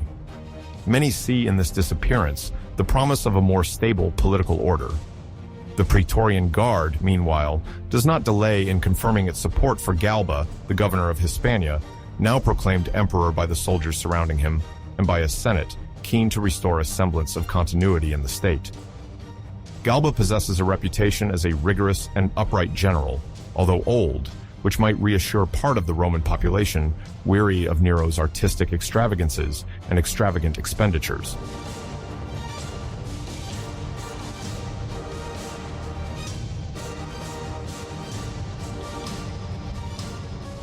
On a popular level, however, feelings remain mixed, while part of the population, particularly the senatorial elites who suffered from the deceased emperor's fiscal policies, see this change as a liberation. Some inhabitants of Rome feel fear and uncertainty. What taxes, decrees, or reforms will this new emperor impose on the daily lives of citizens? Moreover, Nero had distributed subsidies to the people of Rome and organized lavish spectacles, which the population still remembered. A form of nostalgia may exist among those who benefited concretely from the imperial patronage. However, the extent of the repression exercised by Nero to maintain power had eventually tarnished the popularity he enjoyed at the beginning of his reign.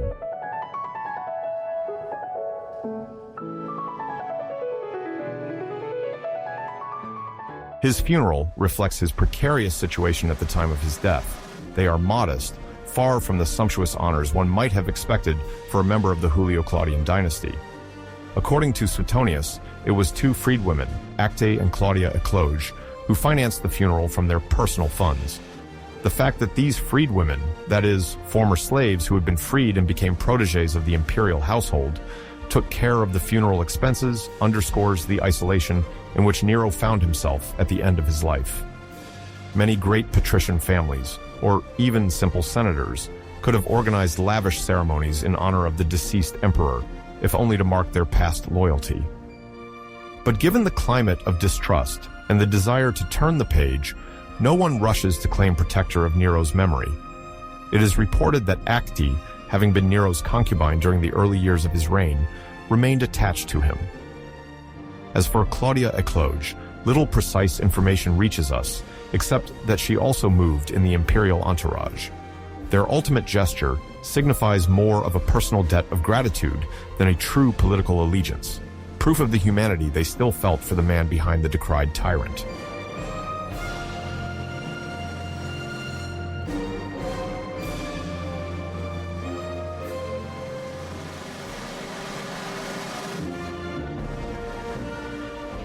The body is cremated, in accordance with Roman customs of the time, then placed in a simple sarcophagus.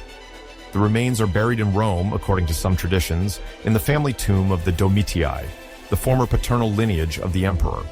This is a final tribute to the family from which Nero was descended, even if it no longer exists in the political sphere.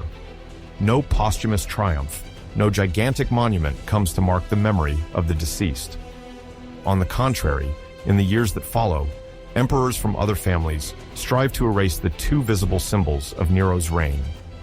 This desire to free the city from its burdensome memory will become even clearer under Vespasian, who will build the Flavian Amphitheater, known today as the Colosseum, on the site of the artificial lake next to the gigantic Domus Aurea, Nero's golden house. Imperial monuments succeed one another, but the very structure erected by Nero will be partially demolished, a symbol of a past that is preferred forgotten.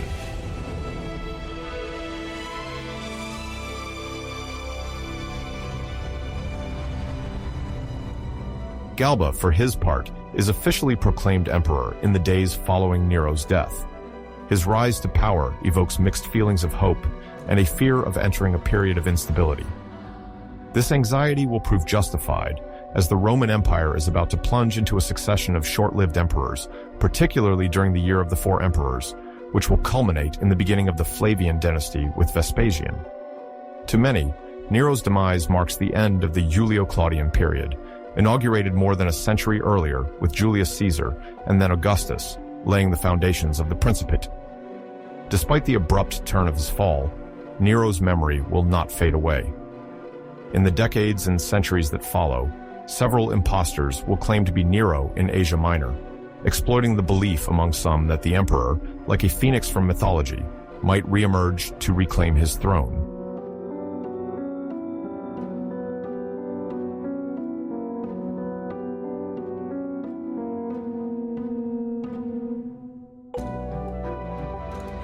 In the immediate aftermath, however, Rome witnesses the vacancy of legitimate power, quickly filled by Galba.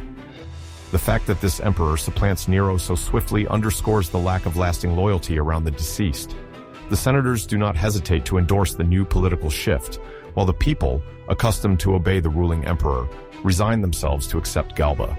There is little to no protest, except for nostalgic murmurs in some provinces, where Nero had gained popularity through his largesse and shows.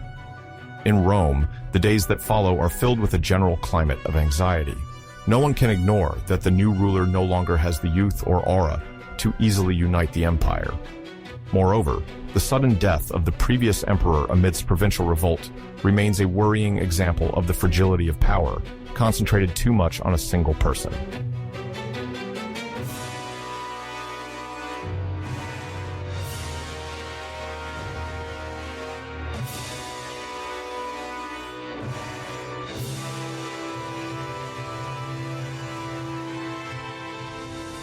Instead, for those who practically organize the administrative machine, senators, officials, notables of the equestrian order, the main thing is to maintain stability, and above all, to prevent Rome from sinking into civil war, as it had before Augustus's advent.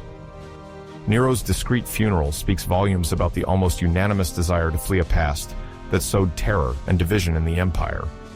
The decisions made immediately after his death, such as the abolition of certain decrees and new austerity measures announced by Galba, highlight the desire to quickly end Nero's extravagances.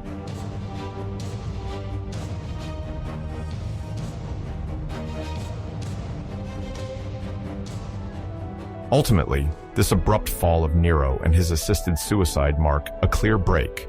The Julio-Claudian dynasty, which had greatly contributed to the greatness of Rome and the strengthening of its institutions, gives way to a period of turmoil. The last images of the young sovereign, secluded in Phaon's villa, pleading with Epaphroditus to help him take his own life, tragically contrast with the splendor and assurance he displayed a few years earlier when he gave artistic performances throughout the empire. Thus ends, in terror and flight, the trajectory of an emperor who, having started under good auspices at the beginning of his reign, leaves a memory ultimately intertwined with extravagance, murderous follies, and a desperate quest for recognition. His ashes, entrusted out of loyalty to two freedwomen who did not abandon him, will be the ultimate testament to a life as fascinating as it was controversial. The Romans, still in shock, welcome Galba in the hope that with the disappearance of the last of the Julio-Claudians, the empire might find a new balance. But, as history will swiftly show, Nero's death does not instantly resolve the internal tensions. It rather opens up a new chapter of struggles and recompositions, heralding an era of successive conflicts within the imperial apparatus until a new order eventually establishes itself.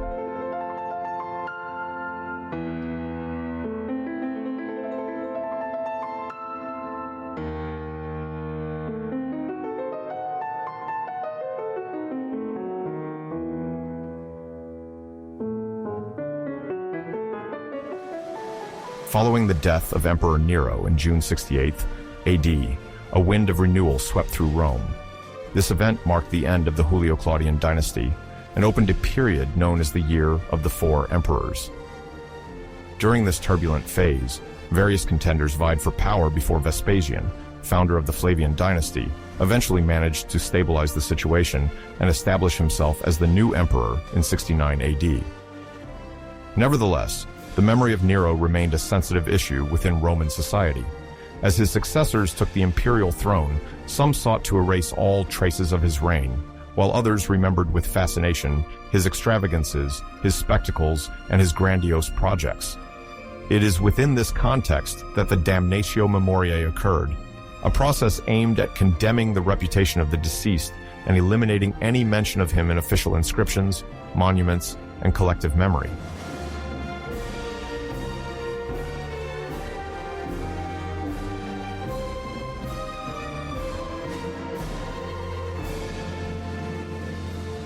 The Domus Aurea, the Golden House, was one of Nero's most remarkable projects. Built after the fire of 64 AD, it occupied a vast central area of Rome, from the Palatine to the Esquiline. Its frescoes, mosaics, and a gigantic colossus in the emperor's likeness expressed his taste for luxury. For many, this palace embodied the excess and overreaching ambition of the sovereign.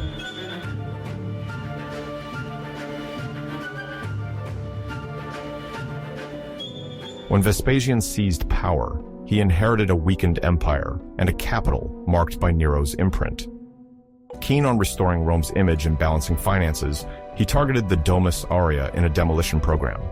Gardens, reception halls, and pools were remodeled or destroyed to free up space and provide new public infrastructure.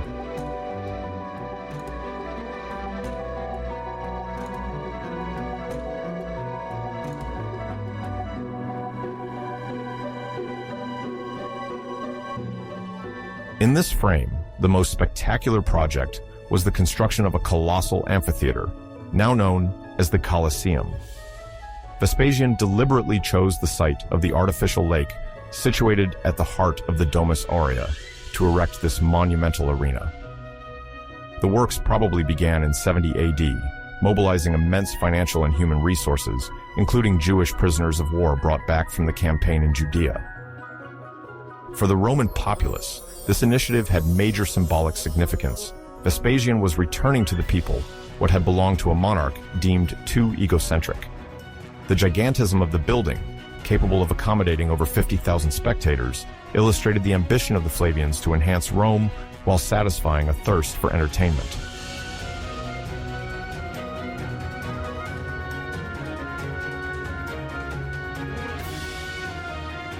By filling in the ancient lake and repurposing the grounds previously occupied by parts of the palace, Vespasian and his son Titus intended to erase an uncomfortable memory. Moreover, the colossal bronze statue representing Nero, later renamed the Colossus of Saul, was relocated and transformed. This transformation reflects a desire to rewrite imperial symbols in favor of the new dynasty.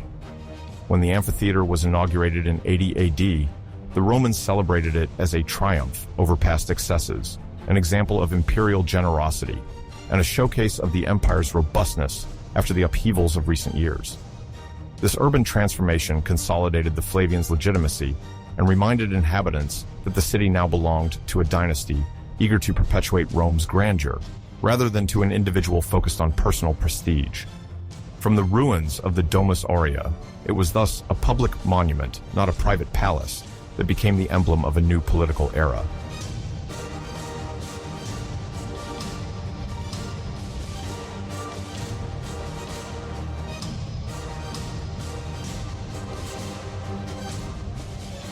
While the Domus Aurea and other monuments bear visible traces of a desire to break with Nero's legacy, the Roman Empire experienced a very different reality. Several impostors presented themselves as Nero returned from the dead. After the emperor's disappearance, rumors circulated that he had faked his suicide or organized his escape. In an empire still shaken by political rivalries, these stories found a favorable echo. Between 68 and 80 AD, there were at least 3 false Neros, especially in the eastern provinces, where people remembered the emperor for certain largesse and promises he had made. This duality is striking. While the elites in Rome sought to erase Nero's memory, scattered groups saw him as a providential figure, or, at least, an emperor who had paid them attention.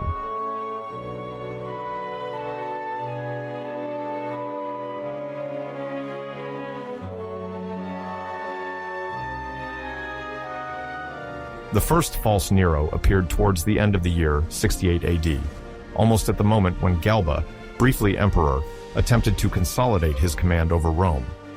The details concerning this impostor remain vague, but it seems he initially sought support from certain military units loyal to Nero, as well as from regions where the imperial generosity was remembered with nostalgia. Local authorities quickly intervened to stifle this uprising and disperse its supporters, but the idea that Nero could reappear was not diminished.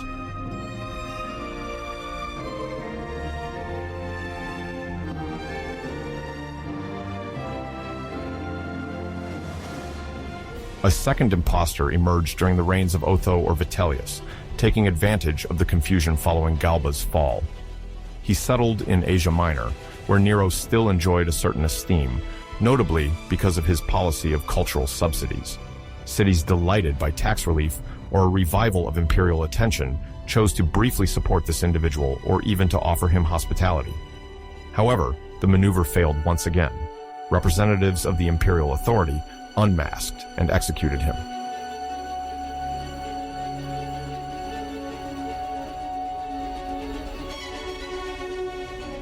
The third, more famous false Nero manifested under the reign of Titus, or shortly thereafter, at the dawn of Domitian's principate.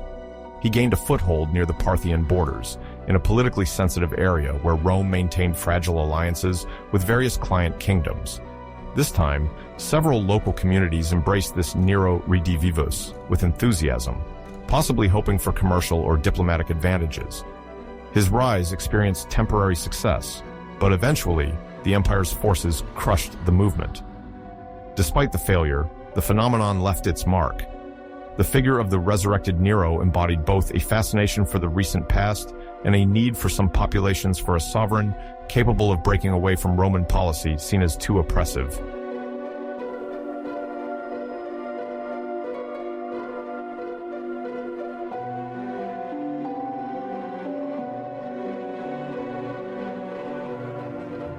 Faced with these sporadic uprisings, the Roman government reacted firmly. Local leaders, often supported by provincial governors, hunted these pretenders to restore central authority and prevent the spread of other insurrections. Even though these usurpations did not succeed, they testify to a lasting attachment to the figure of Nero, who was perhaps perceived as less hostile than his successors in some regions far from the Italian peninsula. These impostors were executed or disappeared, and the authorities hurried to erase the memory of their attempts. However, the stories circulated from city to city, and later recorded by historians, revealed the existence of an alternative memory where Nero was not only the tyrant despised by the Senate, but also a monarch remembered for certain popular gestures.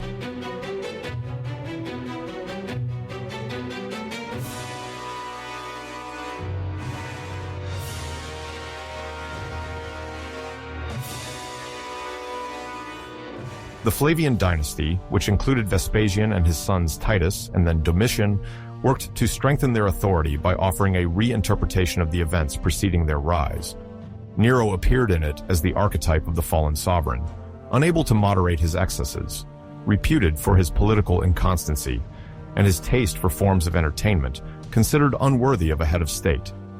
He was criticized for having excessively spent the empire's resources, and at the same time, for having humiliated the imperial dignity by performing on stage before the crowd.